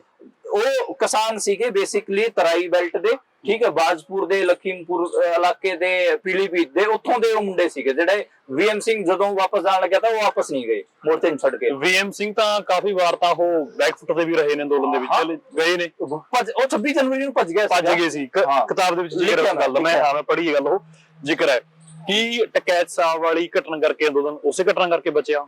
ਮੈਨੂੰ ਲੱਗਦਾ ਕਿ ਖਾਲੀ ਇੱਕ ਬੰਦੇ ਨੂੰ ਕ੍ਰੈਡਿਟ ਦੇਣਾ ਠੀਕ ਨਹੀਂ ਹੈ, ਉਹਨਾਂ ਨੌਜਵਾਨਾਂ ਕਰਕੇ ਬਚਿਆ ਜਿਹੜੇ ਉੱਥੇ ਪਹਿਰਾ ਦਿੰਦੇ ਸੀਗੇ, ਠੀਕ ਹੈ, ਅਲਾ ਜਲਾ ਕੇ, ਡਾਂਗਾ ਲੈ ਕੇ, ਜਿਨ੍ਹਾਂ ਨੇ ਮੁਕਾਬਲੇ ਵੀ ਕੀਤੇ। ਰਣਜੀਤ ਸਿੰਘ ਦੀ ਤਾਂ ਗ੍ਰਿਫਤਾਰੀ ਹੋ ਗਈ ਸੀਗੀ, ਠੀਕ ਹੈ, ਜਿਨ੍ਹਾਂ ਨੇ ਪੰਨੂ ਪੰਧੇਰ ਹੋਰਾਂ ਦੀ ਸਟੇਜ ਦੇ ਕੋਲੇ ਉਹਨੂੰ ਫੜਿਆ ਸੀਗਾ, ਕੁੱਟਿਆ ਉਹਨੇ 12 ਤੋਂ ਕੇਸਾਂ ਤੋਂ ਫੜ ਕੇ, ਤੇ ਮੈਨੂੰ ਲੱਗਦਾ ਕਿ ਏਦਾਂ ਦੇ ਨੌਜਵਾਨ ਸੀਗੇ ਜਿਨ੍ਹਾਂ ਨੇ ਮੋਰਚੇ ਸਾਹਮਣੇ। ਦੇਖੋ ਆਗੂ ਕੀ ਹੁੰਦਾ, ਆਗੂ ਸਿਰਫ ਪੋਲੀਟੀਕਲ ਸਟੈਂਡ ਲੈ ਸਕਦਾ ਹੈ, ਲੜਨਾ ਤਾਂ ਲੋਕਾਂ ਨੇ ਹੁੰਦਾ ਹੈ, ਤੇ ਲੋਕ ਉੱਥੇ ਜਿਹੜੇ ਲੜੇ ਸ਼ਾਇਦ ਉਹ ਜ਼ਿਆਦਾ ਵੱਡੇ ਹੱਕਦਾਰ ਨੇ ਇਸ ਚੀਜ਼ ਦੇ, ਠੀਕ ਹੈ। ਹਾਲਾਂਕਿ ਰਾਕੇਸ਼ ਟਿਕੈਤ ਦੀ ਵੀ ਤਾਰੀਫ ਕਰਨੀ ਚਾਹੀਦੀ ਕਿ ਉਸ ਦਿਨ ਉਹਨਾਂ ਨੇ ਸਟੈਂਡ ਲਿਆ, ਚੰਗਾ ਸਟੈਂਡ ਲਿਆ, ਜਿਸ ਕਰਕੇ ਲੋਕਾਂ 'ਚ ਵੀ ਹੌਸਲਾ ਆਇਆ ਤੇ ਲੋਕਾਂ ਨੇ ਦੁਬਾਰੇ ਅੰਦੋਲਨ ਨੂੰ ਖੜਾ ਕਰਨ ਲਈ ਯਤਨ ਕੀਤੇ। ਜੀ ਬਿਲਕੁਲ। ਮਨਦੀਪ, ਕਿਤਾਬ ਦੀ ਆਪਾਂ ਹੁਣ ਬੈਕ ਸਾਈਡ ਤੇ ਗੱਲ ਕਰਦੇ ਹਾਂ, ਤੁਹਾਨੂੰ ਫਿਰ ਐ ਨਹੀਂ ਕਦੇ ਉਹ ਕਿਸੇ ਧਿਰ ਨੇ ਕਿਹਾ ਹੈਗਾ ਕਿ ਜਿਵੇਂ ਕਿਸਾਨ ਆਗੂ ਕਹਿੰਦੇ ਕਿ ਅਸੀਂ ਇਕਜੁੱਟ ਹੋ ਕੇ ਲੜੇ, ਸਾਨੂੰ ਕੁਝ ਸ਼ਕਤੀਆਂ ਪਾੜਨਾ ਚਾਹੁੰਦੀਆਂ ਨੇ, ਜਿਵੇਂ ਪੰਜਾਬ ਦੇ ਵਿੱਚ ਅੰਮ੍ਰਿਤਪਾਲ ਦਾ ਵਰਤਾਰਾ ਵਾਪਰਿਆ ਤਾਂ ਇੱਕ ਥਾਟ ਨਿਕਲ ਕੇ ਆਇਆ ਤੇ ਉਹ ਗੱਲ ਕਹੀ ਵੀ ਗਈ ਗਰਾਊਂਡ ਲੈਵਲ ਤੇ ਵੀ ਕਿ ਅੰਮ੍ਰਿਤਪਾਲ ਦਾ ਵਰਤਾਰਾ ਤਾਂ ਕਿਸਾਨੀ ਅੰਦੋਲਨ ਨੂੰ ਸੱਟ ਮਾਰ ਗਿਆ। ਉਹਦੇ ਵਿੱਚ ਚਲੋ ਗੱਲ ਕਰਾਂਗੇ ਕਿ ਐ ਤਾਂ ਨਹੀਂ ਕਦੇ ਗੱਲ ਚੱਲੀ ਹੈਗੀ ਕਿ ਮਨਦੀਪ ਪੁਨੀਆ ਦੀ ਕਿਤਾਬ ਤਾਂ ਏਜੰਸੀਆਂ ਨੇ ਲਿਖਵਾਈ ਆ, ਇਹਦੇ ਪਿੱਛੇ ਤਾਂ ਬੰਦੇ ਨੇ, ਕਿਸਾਨ ਅੰਦੋਲਨ ਦੀ ਲੀਡਰਸ਼ਿਪ ਤੇ ਉਂਗਲਾਂ ਖੜੀਆਂ ਹੋ ਰਹੀਆਂ ਨੇ ਕਿ ਉਹਨਾਂ ਦੇ ਉੱਤੇ ਵਿਸ਼ਵਾਸ ਨਾ ਬਣ ਸਕੇ, ਏਦਾਂ ਦੀ ਗੱਲ ਕੋਈ ਨਹੀਂ? ਬਿਲਕੁਲ ਹੁੰਦੀ ਹੈ। ਇੱਕ ਪੱਤਰਕਾਰ ਸੀਗਾ ਤੁਹਾਡੇ ਪੰਜਾਬ ਦਾ ਹੀ, ਉਹ ਇੱਕ ਹਫ਼ਤਾ ਦਿੱਲੀ ਸਾਰੇ ਮੇਰੇ ਜਿਹੜੇ ਜਿੱਥੇ ਮੈਂ ਕੰਮ ਕਰਦਾ, ਉਹ ਸ਼ਾਇਦ ਕਿਤਾਬ 'ਚ ਵੀ ਜ਼ਿਕਰ ਹੈ ਜਾਂ ਮੈਂ ਇੰਟਰਵਿਊ ਸੁਣਿਆ ਕਿਸੇ ਇੰਟਰਵਿਊ 'ਚ ਸੁਣਿਆ, ਉਹ ਗਿਆ ਸਾਰੇ ਕਿਤੇ ਜਾ ਕੇ ਕਹਿ ਕੇ ਆਇਆ ਤਾਂ ਇੱਕ ਕਿਤਾਬ ਏਜੰਸੀਆਂ ਨੇ ਲਿਖਵਾਈ ਹੈ, ਅਮਿਤ ਸ਼ਾਹ ਨੇ ਕੋਲੇ ਬੈਠ ਕੇ ਲਿਖਵਾਈ ਹੈ। ਇਹ ਏਦਾਂ ਦੀ ਗੱਲ ਕੀਤੀ ਉਸ ਪੱਤਰਕਾਰ ਨੇ, ਤੇ ਇੱਥੇ ਵੀ ਉਹ ਨੈਰੇਟਿਵ ਚਲਾਉਂਦਾ ਹੀ ਹੈ ਲਗਾਤਾਰ। ਤੇ ਉਹ ਨੈਸ਼ਨਲ ਮੀਡੀਆ 'ਚ ਜਾ ਕੇ ਪੰਜਾਬ ਨੂੰ ਵੀ ਖਾਸਾ ਬਦਨਾਮ ਕਰਦਾ ਹੈ। ਇਸ ਜਿਹੜਾ ਸਿੱਖੀ ਲਹਿਰ ਹੈ ਇਹਦੇ ਆਲੇ ਦੁਆਲੇ ਵੀ ਉਹ ਬਹੁਤ ਗੜਬੜ ਸਟੇਟਮੈਂਟਾਂ ਦਿੰਦਾ ਹੈ। ਕਿਸਾਨੀ ਤੇ ਮਜ਼ਦੂਰੀ ਲਹਿਰ ਦੇ ਬਾਰੇ ਵੀ ਖਾਸੇ ਮਤਲਬ ਗੜਬੜਾ ਸਟੇਟਮੈਂਟ। ਮੇਰਾ ਕਈ ਵਾਰ ਮਨ ਹੁੰਦਾ ਕਿ ਮੈਂ ਕੈਮਰੇ 'ਚ ਦੇ ਅੱਗੇ ਉਹਦਾ ਨਾਂ ਲੈ ਈਦਾ, ਪਰ ਮੈਂ ਮਤਲਬ ਜੇ ਅੱਗੇ ਮੈਨੂੰ ਲੱਗਿਆ ਤਾਂ ਮੈਂ ਉਹਦਾ ਨਾਂ ਵੀ ਲਊਂਗਾ। ਉਹ ਮੇਰੇ ਕੋਲ ਉਹਦੀਆਂ ਰਿਕਾਰਡਿੰਗਾਂ ਨੇ, ਉਹ ਕੀ ਕਰਦਾ ਫਿਰਦਾ ਹੈ। ਤੇ ਪਰ ਮੈਨੂੰ ਲੱਗਦਾ ਕਿ ਦੇਖੋ, ਕੋਈ ਵੀ ਕਿਤਾਬ, ਕੋਈ ਵੀ ਚੀਜ਼ ਅੱਡ ਮਕਸਦ ਲਈ ਲਿਖੀ ਹੁੰਦੀ ਹੈ। ਮੈਂ ਇਸ ਕਿਤਾਬ ਦਾ ਆਪਣੀ ਦਾ ਮਕਸਦ ਮੈਂ ਕਿਉਂ ਲਿਖੀ ਇਹ ਵੀ ਮੈਂ ਕਲੀਅਰ ਕਰਤਾ। ਮੈਂ ਇਸ ਕਰਕੇ ਲਿਖਿਆ ਕਿ ਜਦੋਂ ਵੀ ਕੋਈ ਵੱਡਾ ਅੰਦੋਲਨ ਹੋ ਜਾਂਦਾ ਜਿਹਦੇ ਵਿੱਚ ਲੋਕਾਂ ਨੇ ਇਕੱਠੇ ਹੋ ਕੇ ਲੜਿਆ ਹੋਵੇ, ਯੂਨਾਈਟਿਡ ਫਰੰਟ ਬਣਿਆ ਹੋਵੇ, ਉਸ ਤੋਂ ਬਾਅਦ ਉਸ ਯੂਨਾਈਟਿਡ ਫਰੰਟ 'ਚ ਜਿੰਨੇ ਵੀ ਪੋਲੀਟੀਕਲ ਧਿਰਾਂ ਸੀਗੀਆਂ ਜਿਨ੍ਹਾਂ ਨੇ ਜੋ ਪੋਲੀਟੀਕਲ ਸਟੈਂਡ ਲਏ ਉਹਨਾਂ ਨੂੰ ਐਕਸਪੋਜ਼ ਲੋਕਾਂ ਨੂੰ ਐਕਸਪੋਜ਼ ਕਰਨਾ ਜ਼ਰੂਰੀ ਹੁੰਦਾ, ਤਾਂ ਕਿ ਲੋਕਾਂ ਨੂੰ ਪਤਾ ਚੱਲ ਸਕੇ ਕਿ ਸੱਚ ਕੀ ਹੈ, ਕਿਵੇਂ ਅੰਦੋਲਨ ਲੜਿਆ ਗਿਆ ਤੇ ਕੌਣ ਕੀ ਕਰ ਰਹੇ ਸੀ ਉਸ ਅੰਦੋਲਨ ਦੌਰਾਨ, ਤਾਂ ਕਿ ਅਗਲਾ ਜਦੋਂ ਕੋਈ ਅੰਦੋਲਨ ਹੋਵੇ ਤਾਂ ਲੋਕਾਂ ਦੀ ਸ਼ਕਤੀ ਜ਼ਿਆਦਾ ਹੋਵੇ, ਲੋਕ ਇੱਕ ਘਟਨਾ ਨੂੰ ਪੋਲੀਟੀਕਲੀ ਐਨਾਲਿਸਿਸ ਕਰਨ ਲਾਇਕ ਹੋਣ। ਹੁਣ ਜਦੋਂ ਮੈਨੂੰ ਇਹ ਲੱਗਦਾ ਕਿ ਮੇਰੀ ਕਿਤਾਬ ਪੜ੍ਹਨ ਤੋਂ ਬਾਅਦ ਮਤਲਬ ਜਿਹੜੇ ਲੋਕ ਮੇਰੀ ਕਿਤਾਬ ਪੜ੍ਹ ਲੈਣਗੇ ਉਹ ਅੱਗੇ ਕਿਸੇ ਕਿਸਾਨ ਅੰਦੋਲਨ ਨੂੰ ਦੇਖਣਗੇ, ਉਹਨਾਂ ਨੂੰ ਪੋਲੀਟੀਕਲੀ ਚੀਜ਼ਾਂ ਵੱਧ ਸਮਝ ਆਉਣਗੀਆਂ। ਮੈਂ ਦੱਸਦਾ ਮਨਦੀਪ ਤੁਹਾਨੂੰ, ਕਿਸਾਨੀ ਅੰਦੋਲਨ ਆਪਾਂ ਨੇ ਜੀਵਿਆ ਵੀ, ਤੇ ਪਹਿਲੇ ਦਿਨ ਤੋਂ ਲੈ ਕੇ ਆਪਾਂ ਨੇ ਅਖੀਰ ਤੱਕ ਆਪਾਂ ਨਾਲ ਰਹੇ। ਤੇ ਕਿਸਾਨੀ ਅੰਦੋਲਨ ਤੇ ਜਿੰਨੀ ਵੀ ਕਿਤਾਬਾਂ ਆਈਆਂ, ਮੈਗਜ਼ੀਨ ਆਈਆਂ, ਨਿਊਜ਼ਪੇਪਰਾਂ ਦੇ ਵਿੱਚ ਆਰਟੀਕਲ ਆਏ, ਉਹ ਮੈਂ ਸਾਰੇ ਹੀ ਪੜ੍ਹਨ ਦਾ ਯਤਨ ਕੀਤੇ, ਪਰ ਐਥੈਂਟਿਸਿਟੀ ਮੈਨੂੰ ਇਹਦੀ ਜ਼ਿਆਦਾ ਲੱਗੀ ਕਿਤਾਬ ਦੀ, ਮਨਦੀਪ ਪੁਨੀਆ ਦੀ। ਕਹਿਣ ਦਾ ਮਤਲਬ ਹੈ ਕਿ ਪੋਲੀਟੀਕਲੀ ਕਲੀਅਰਟੀ ਲਈ ਤੁਹਾਨੂੰ ਆਹ ਕਿਤਾਬ ਪੜ੍ਹਨੀ ਬੜਾ ਜ਼ਰੂਰੀ ਹੋ ਜਾਂਦਾ ਜੇ ਤੁਸੀਂ ਅੰਦੋਲਨ ਨੂੰ ਸਮਝਣਾ, ਉਹਦੀ ਇੰਟਰਨਲ ਬੋਡੀ ਨੂੰ ਸਮਝਣਾ, ਜੇ ਤੁਸੀਂ ਡਾਇਨਾਮਿਕਸ ਸਮਝਣੇ। ਹਾਂ, ਇੰਟਰਨਲ ਕੀ ਸੀ, ਕਿਉਂਕਿ ਫਰੇਮ ਤਾਂ ਬਾਹਰੀ ਫਰੇਮ ਤਾਂ ਬਹੁਤ ਕਵਰ ਕੀਤਾ ਗਿਆ, ਅੰਦਰੂਨੀ ਕੀ ਸੀ। ਮੈਨੂੰ ਲੱਗਦਾ ਕਿ ਜਿਸ ਤਰੀਕੇ ਦੇ ਨਾਲ ਤੁਸੀਂ ਸਭ ਕੁਝ ਦੇਖਿਆ, ਇਹ ਹੋਰ ਪੱਤਰਕਾਰਾਂ ਨੇ ਨਹੀਂ ਦੇਖਿਆ ਹੈਗਾ, ਕਿਉਂਕਿ ਹੋਰ ਨਹੀਂ ਕਿਸੇ ਨੇ ਦੇਖਿਆ ਹੈਗਾ। ਤੇ ਹੁਣ ਜੇਕਰ ਮੈਂ ਅੱਗੇ ਗੱਲ ਕਰਾਂ ਮਨਦੀਪ, ਪੰਜਾਬ ਦੇ ਵਿੱਚ ਅੰਮ੍ਰਿਤਪਾਲ ਦਾ ਵਰਤਾਰਾ ਹੁੰਦਾ ਹੈ ਨਾ, ਤੇ ਇੱਕ ਥਿਉਰੀ ਆਹ ਵੀ ਚੱਲਦੀ ਹੈ ਨਾਲ ਦੀ ਨਾਲ, ਕਿਸਾਨ ਆਗੂ ਕਹਿੰਦੇ ਨੇ, ਮੈਂ ਬੜੇ ਕਿਸਾਨ ਆਗੂਆਂ ਦੇ ਇੰਟਰਵਿਊਜ਼ ਕੀਤੀਆਂ ਲੋਕਰਾਂ ਦੇ ਉੱਤੇ, ਉਹ ਵੀ ਗੱਲ ਕਹਿੰਦੇ ਨੇ ਉਹ ਕਹਿੰਦੇ ਕਿ ਅੰਮ੍ਰਿਤਪਾਲ ਦੇ ਵਰਤਾਰੇ ਨੇ ਕਿਸਾਨੀ ਅੰਦੋਲਨ ਨੂੰ ਸੱਟ ਮਾਰੀ, ਇਸ ਵਰਤਾਰੇ ਨੂੰ। ਤੇ ਜੋ ਕੁਛ ਹੋਇਆ, ਤੁਹਾਡੇ ਕੋਲੋਂ ਸਮਝਣਾ ਚਾਹੂੰਗਾ ਮੈਂ ਕਿ ਸੱਚਮੁੱਚ ਸੱਟ ਮਾਰੀ ਅੰਮ੍ਰਿਤਪਾਲ ਦੇ ਵਰਤਾਰੇ ਨੇ ਕਿਸਾਨੀ ਅੰਦੋਲਨ ਦੇ ਇਸ ਨੈਰੇਟਿਵ ਨੂੰ, ਬਿਲਡ ਹੋਏ ਹੋਏ ਨੈਰੇਟਿਵ ਨੂੰ। ਤੇ ਦੂਜਾ ਨੰਬਰ, ਤੁਸੀਂ ਹਰਿਆਣਾ ਤੋਂ ਸੰਬੰਧਿਤ ਹੋ, ਝੱਜਰ ਤੋਂ ਸੰਬੰਧਿਤ ਹੋ, ਦਿੱਲੀ ਦੇ ਵਿੱਚ ਲਗਾਤਾਰ ਵਿਚਰਦੇ ਹੋ, ਹਰਿਆਣਾ ਦੇ ਵਿੱਚ ਲਗਾਤਾਰ ਵਿਚਰ ਰਹੇ ਹੋ। ਦਿੱਲੀ ਤੇ ਹਰਿਆਣਾ ਕਿਸ ਤਰੀਕੇ ਦੇ ਨਾਲ ਹੁਣ ਪੰਜਾਬ ਨੂੰ ਦੇਖ ਰਿਹਾ, ਸਿੱਖਾਂ ਨੂੰ ਦੇਖ ਰਿਹਾ? ਦੇਖੋ, ਪਹਿਲੀ ਗੱਲ ਤਾਂ ਪੋਲੀਟੀਕਲ ਕੁਐਸਚਨਾਂ ਦੇ ਆਲੇ ਦੁਆਲੇ ਲੋਕ ਆਪਣੀ ਪੋਲਿਟਿਕਸ ਕਰਨ ਦੀ ਕੋਸ਼ਿਸ਼ ਕਰਦੇ ਨੇ। ਅੰਮ੍ਰਿਤਪਾਲ ਜਿਹੜੇ ਪੋਲੀਟੀਕਲ ਕੁਐਸਚਨ ਰੇਜ਼ ਕਰ ਰਿਹਾ ਸੀ, ਜੇ ਉਹ ਕੁਐਸਚਨ ਕਿਸਾਨ ਆਗੂ ਰੇਜ਼ ਕਰਨਗੇ ਤਾਂ ਲੋਕ ਉਹਨਾਂ ਨਾਲ ਵੀ ਖੜੇ ਹੋ ਜਾਣਗੇ। ਜੇ ਉਹਨਾਂ ਪੋਲੀਟੀਕਲ ਕੁਐਸਚਨਾਂ ਦੇ ਆਲੇ ਦੁਆਲੇ ਲੋਕ ਲੜਨਾ ਚਾਹੁੰਦੇ ਨੇ ਤਾਂ ਠੀਕ ਹੈ। ਤਾਂ ਮਤਲਬ ਇਹ ਤਾਂ ਗੱਲ ਠੀਕ ਨਹੀਂ ਹੈ ਕਿ ਤੁਸੀਂ ਕਹੋ ਕਿ ਜਦੋਂ ਅੱਡ-ਅੱਡ ਅੰਦੋਲਨਾਂ ਦੇ ਲੋਕ ਆਪਣੇ ਅੰਦੋਲਨਾਂ ਨੂੰ ਖੜਾ ਕਰਨ ਦੀ ਯਤਨ ਕਰਨ ਤਾਂ ਇੱਕ ਅੰਦੋਲਨ ਦਾ ਧੜਾ ਹੋਵੇ ਦੂਜੇ ਅੰਦੋਲਨ ਵਾਲਿਆਂ ਨੂੰ ਕਿਨਾ, ਤਾਂ ਠੀਕ ਨਹੀਂ ਕਰ ਰਹੇ ਤੁਸੀਂ। ਮੰਨ ਲਓ ਕੱਲ ਨੂੰ ਆਦੀਵਾਸੀਆਂ ਦੇ ਅੰਦੋਲਨ ਨੂੰ ਤੁਸੀਂ ਇਹ ਕਹੋਗੇ ਕਿ ਇਹ ਤਾਂ ਕਿਸਾਨਾਂ ਦੇ ਅੰਦੋਲਨ ਨੂੰ ਦਬਾਉਣ ਵਾਸਤੇ ਕਰ ਰਹੇ ਨੇ, ਕੱਲ ਨੂੰ ਮਜ਼ਦੂਰਾਂ ਦਾ ਅੰਦੋਲਨ ਖੜਾ ਹੋ ਗਿਆ, ਮਾਲਵੇ ਚ ਜਿਵੇਂ ਲੜਦੇ ਵੀ ਨੇ ਜ਼ਮੀਨ ਪ੍ਰਾਪਤੀ ਸੰਘਰਸ਼ ਕਮੇਟੀ ਆ, ਦੂਜੇ ਪਿੰਡੂ ਖੇਤ ਮਜ਼ਦੂਰ ਯੂਨੀਅਨਾਂ ਨੇ, ਹੋਰ ਦੂਜੀਆਂ ਨੇ, ਉਹਨਾਂ ਨੂੰ ਤੁਸੀਂ ਕਹਿ ਦੋਗੇ ਇਹ ਵੀ ਕਿਸਾਨ ਅੰਦੋਲਨ ਨੂੰ ਸੱਟ ਮਾਰਨ ਖੜੇ ਹੋਏ ਨੇ। ਨਹੀਂ, ਆਪਣੀ ਸੁਸਾਇਟੀ ਚ ਅੱਡ-ਅੱਡ ਸਵਾਲ ਨੇ, ਫੈਡਰਲਿਜ਼ਮ ਦਾ ਵੀ ਕੁਐਸਚਨ ਹੈਗਾ, ਠੀਕ ਹੈ, ਸਿੱਖੀ ਦਾ ਕੁਐਸਚਨ ਵੀ ਹੈ, ਨੈਸ਼ਨਲਿਟੀ ਦਾ ਕੁਐਸਚਨ ਵੀ ਹੈਗਾ, ਠੀਕ ਹੈ। ਤੇ ਇਹਨਾਂ ਵਾਲੇ ਦੁਆਲੇ ਕੋਈ ਬੰਦਾ ਗੱਲ ਕਰੂਗਾ ਤੇ ਲੋਕ ਉਹਦੇ ਨਾਲ ਅਟਰੈਕਟ ਹੋਣਗੇ। ਤੁਸੀਂ ਗੱਲ ਕਰ ਲਓ, ਤੁਹਾਡੇ ਨਾਲ ਵੀ ਲੋਕ ਖੜੇ ਹੋ ਜਾਣਗੇ, ਕੋਈ ਚੱਕਰ ਨਹੀਂ। ਸਿੱਖਾਂ ਦੀ ਜਿਹੜੀ ਮੂਵਮੈਂਟ ਹੈ ਜਾਂ ਹੁਣ ਸਿੱਖ ਨੇ, ਤੁਸੀਂ ਕਿਸ ਤਰ੍ਹਾਂ ਲੈਂਦੇ ਹੋ ਸਿੱਖੀ ਸਪਿਰਿਟ ਨੂੰ? ਦੇਖੋ, ਮੈਂ ਤਾਂ ਇਹ ਕਹਿੰਦਾ, ਦੇਖੋ ਇਸ ਦੇ ਮੁਲਕ ਚ ਮਤਲਬ ਮਾਈਨੋਰਿਟੀਜ਼ ਦੀ ਲੜਾਈ ਨੂੰ, ਘੱਟ ਗਿਣਤੀਆਂ ਦੀ ਲੜਾਈ ਨੂੰ ਜੇ ਕੋਈ ਮਾਈਨੋਰਿਟੀ ਜਿੰਦਾ ਰੱਖੀ ਹੋਈ ਤਾਂ ਉਹ ਸਿੱਖ ਮਾਈਨੋਰਿਟੀ ਹੈਗੀ ਆ। ਮਤਲਬ ਮੁਸਲਿਮ ਵੀ ਬਹੁਤ ਸੋਹਣੇ ਤਰੀਕੇ ਨਾਲ ਲੜ ਰਹੇ ਨੇ, ਮੈਂ ਉਹਨਾਂ ਨਾਲ ਉਹ ਨਹੀਂ ਕਰਦਾ, ਲੇਕਿਨ ਮੁਸਲਿਮਾਂ ਤੇ ਅਟੈਕ ਬਹੁਤ ਹੋਏ ਨੇ ਤੇ ਉਸ ਕਿਸਮ ਨਾਲ ਉਹ ਰਿਸਪੌਂਡ ਨਹੀਂ ਕਰ ਪਾਏ। ਹਾਲਾਂਕਿ CNRC ਚ ਉਹਨਾਂ ਨੇ ਵੀ ਆਪਣਾ ਜ਼ੋਰ ਦਿਖਾਇਆ ਤੇ ਜਿੱਤ ਵੀ ਹਾਸਿਲ ਕੀਤੀ, ਪਰ ਸਿੱਖਾਂ ਚ ਜਿਹੜੀ ਰਿਸਪੌਂਡ ਕਰਨ ਦੀ ਤਾਕਤ ਉਹ ਜ਼ਿਆਦਾ, ਮੈਨੂੰ ਇਹ ਲੱਗਦਾ ਹੈ। ਤੇ ਘੱਟ ਗਿਣਤੀਆਂ ਤੇ ਹਮਲੇ ਤਾਂ ਲਗਾਤਾਰ ਹੋ ਹੀ ਰਹੇ ਨੇ ਅੱਡ-ਅੱਡ ਤਰੀਕੇ ਨਾਲ, ਤੇ ਇਸੇ ਕਰਕੇ ਜਿਹੜੀ ਘੱਟ ਗਿਣਤੀਆਂ ਦੀ ਸਿਆਸਤ ਹੈ ਉਹਦੇ ਚ ਮੈਨੂੰ ਸਿੱਖੀ ਸਪਿਰਿਟ ਮੈਨੂੰ ਲੱਗਦੀ ਹੈ ਕਿ ਹੈਗੀ ਆ, ਉਹਦੇ ਇੱਕ ਉਮੀਦ ਜਾਗਦੀ ਹੈ, ਤੇ ਮਤਲਬ ਫੈਡਰਲਿਜ਼ਮ ਦਾ ਵੀ ਪਾਠ ਜੇ ਕੋਈ ਸੂਬਾ ਪੜ੍ਹਾ ਸਕਦਾ ਇਸ ਮੁਲਕ ਨੂੰ ਤਾਂ ਉਹ ਪੰਜਾਬ ਹੀ ਪੜ੍ਹਾ ਸਕਦਾ ਹੈ। ਹੁਣ ਫੈਡਰਲਿਜ਼ਮ ਤੇ ਲਗਾਤਾਰ ਗੱਲ ਹੋ ਰਹੀ ਹੈ, ਪ੍ਰੋਗਰਾਮ ਵੀ ਹੋਇਆ ਸੀ ਤਾਂ ਪੰਜਾਬ ਹੀ ਕਰ ਰਿਹਾ ਨਾ। ਕਸ਼ਮੀਰ ਤੇ ਤੋਂ 370 ਚੱਕੀ ਸਭ ਤੋਂ ਜ਼ਿਆਦਾ ਸਟਰੋਂਗ ਜਿਹੜਾ ਰੈਜ਼ਿਸਟੈਂਸ ਆਇਆ, ਸਭ ਤੋਂ ਜ਼ਿਆਦਾ ਸਟਰੋਂਗ ਜਿਹੜੀ ਵੌਇਸ ਆਈ ਉਹ ਪੰਜਾਬ ਤੋਂ ਆਈ। ਪੰਜਾਬ ਹੀ ਸਿਰਫ ਕਸ਼ਮੀਰ ਨਾਲ ਖੜਾ ਹੋਇਆ, ਬਾਕੀ ਸੂਬੇ ਕਿਉਂ ਨਹੀਂ ਖੜੇ ਹੋਏ? ਉਹਨਾਂ ਨੂੰ ਫੈਡਰਲਿਜ਼ਮ ਦੇ ਕੁਐਸਚਨ ਦਾ ਪਤਾ ਹੀ ਨਹੀਂ। ਇਸ ਕਰਕੇ ਮੈਨੂੰ ਲੱਗਦਾ ਹੈ ਕਿ ਅੱਡ-ਅੱਡ ਪੋਲੀਟੀਕਲ ਕੁਐਸਚਨਾਂ ਤੇ ਪੰਜਾਬ 'ਚ ਅੱਡ-ਅੱਡ ਧੜੇ ਨੇ ਤੇ ਉਹ ਬਹੁਤ ਸਟਰੋਂਗਲੀ ਉਹਨਾਂ ਚੀਜ਼ਾਂ ਨੂੰ ਕਰਦੇ ਵੀ ਨੇ, ਰਿਸਪੌਂਡ ਵੀ ਕਰਦੇ ਨੇ। ਸਾਨੂੰ ਥੋੜਾ ਜਿਹਾ ਮਤਲਬ ਉਹ ਵੀ ਗਿਆ ਹੈ ਤਾਂ ਏਜੰਸੀਆਂ ਦਾ ਬੰਦਾ ਹੈ ਤਾਂ ਉਹ ਹੈ ਫਲਾਣਾ ਹੈ, ਇਸ ਤੋਂ ਬਾਹਰ ਆ ਕੇ ਲੋਕਾਂ ਨੂੰ ਉਹਨਾਂ ਦੀ ਪੋਲੀਟੀਕਲ ਪੋਜੀਸ਼ਨਾਂ ਤੋਂ ਦੇਖਣਾ ਸ਼ੁਰੂ ਕਰ ਦੇਣਾ ਚਾਹੀਦਾ। ਦੇਖੋ, ਅੰਮ੍ਰਿਤਪਾਲ ਸਿੰਘ ਦਾ ਮੈਂ ਇਸ ਕਰਕੇ ਕ੍ਰਿਟਿਕ ਨਹੀਂ ਕਰ ਸਕਦਾ ਕਿ ਉਹ ਇਹ ਕੁਐਸਚਨ ਉਠਾ ਰਿਹਾ, ਬਈ ਇਹ ਤਾਂ ਪੋਲੀਟੀਕਲ ਕੁਐਸਚਨ ਹੈ, ਤਾਂ ਰੇਜ਼ ਕਰੂਗਾ। ਮੈਂ ਉਹਦੇ ਹੋਰ ਦੂਜੇ ਤਰੀਕੇ ਲੱਭ ਸਕਦਾ, ਉਹਦੇ ਤਰੀਕਿਆਂ 'ਚ ਮੈਂ ਗਲਤੀ ਲੱਭ ਸਕਦਾ ਕਿ ਬਈ ਦੇਖੋ ਉਹਨੇ ਜਥੇਬੰਦਕ ਢਾਂਚਾ ਬੜਾ ਸਟਰੋਂਗ ਨਹੀਂ ਕੀਤਾ, ਜਾਂ ਫਿਰ ਹੋਰ ਕੋਈ ਹੋਰ ਚੀਜ਼ਾਂ ਤੇ ਕ੍ਰਿਟਿਸਿਜ਼ਮ ਹੋ ਸਕਦਾ ਹੈ। ਪਰ ਅਗਰ ਪੋਲੀਟੀਕਲ ਸਵਾਲ ਹੈਗਾ ਤਾਂ ਕੋਈ ਬੰਦਾ ਆ ਕੇ ਉਹਨੂੰ ਰੇਜ਼ ਵੀ ਕਰੂਗਾ, ਉਹਦੇ 'ਚ ਕੋਈ ਬਿਲਕੁਲ। ਮਨਦੀਪ, ਤੁਸੀਂ ਮੀਡੀਆ ਦੇ ਨਾਲ ਆਪਾਂ ਸੰਬੰਧਿਤ ਆ ਨਾ, ਤੁਸੀਂ ਦਿੱਲੀ ਦੇ ਵਿੱਚ ਵੀ ਵਿਚਰੇ ਹੋ ਵੱਡੇ ਮੀਡੀਆ 'ਚ।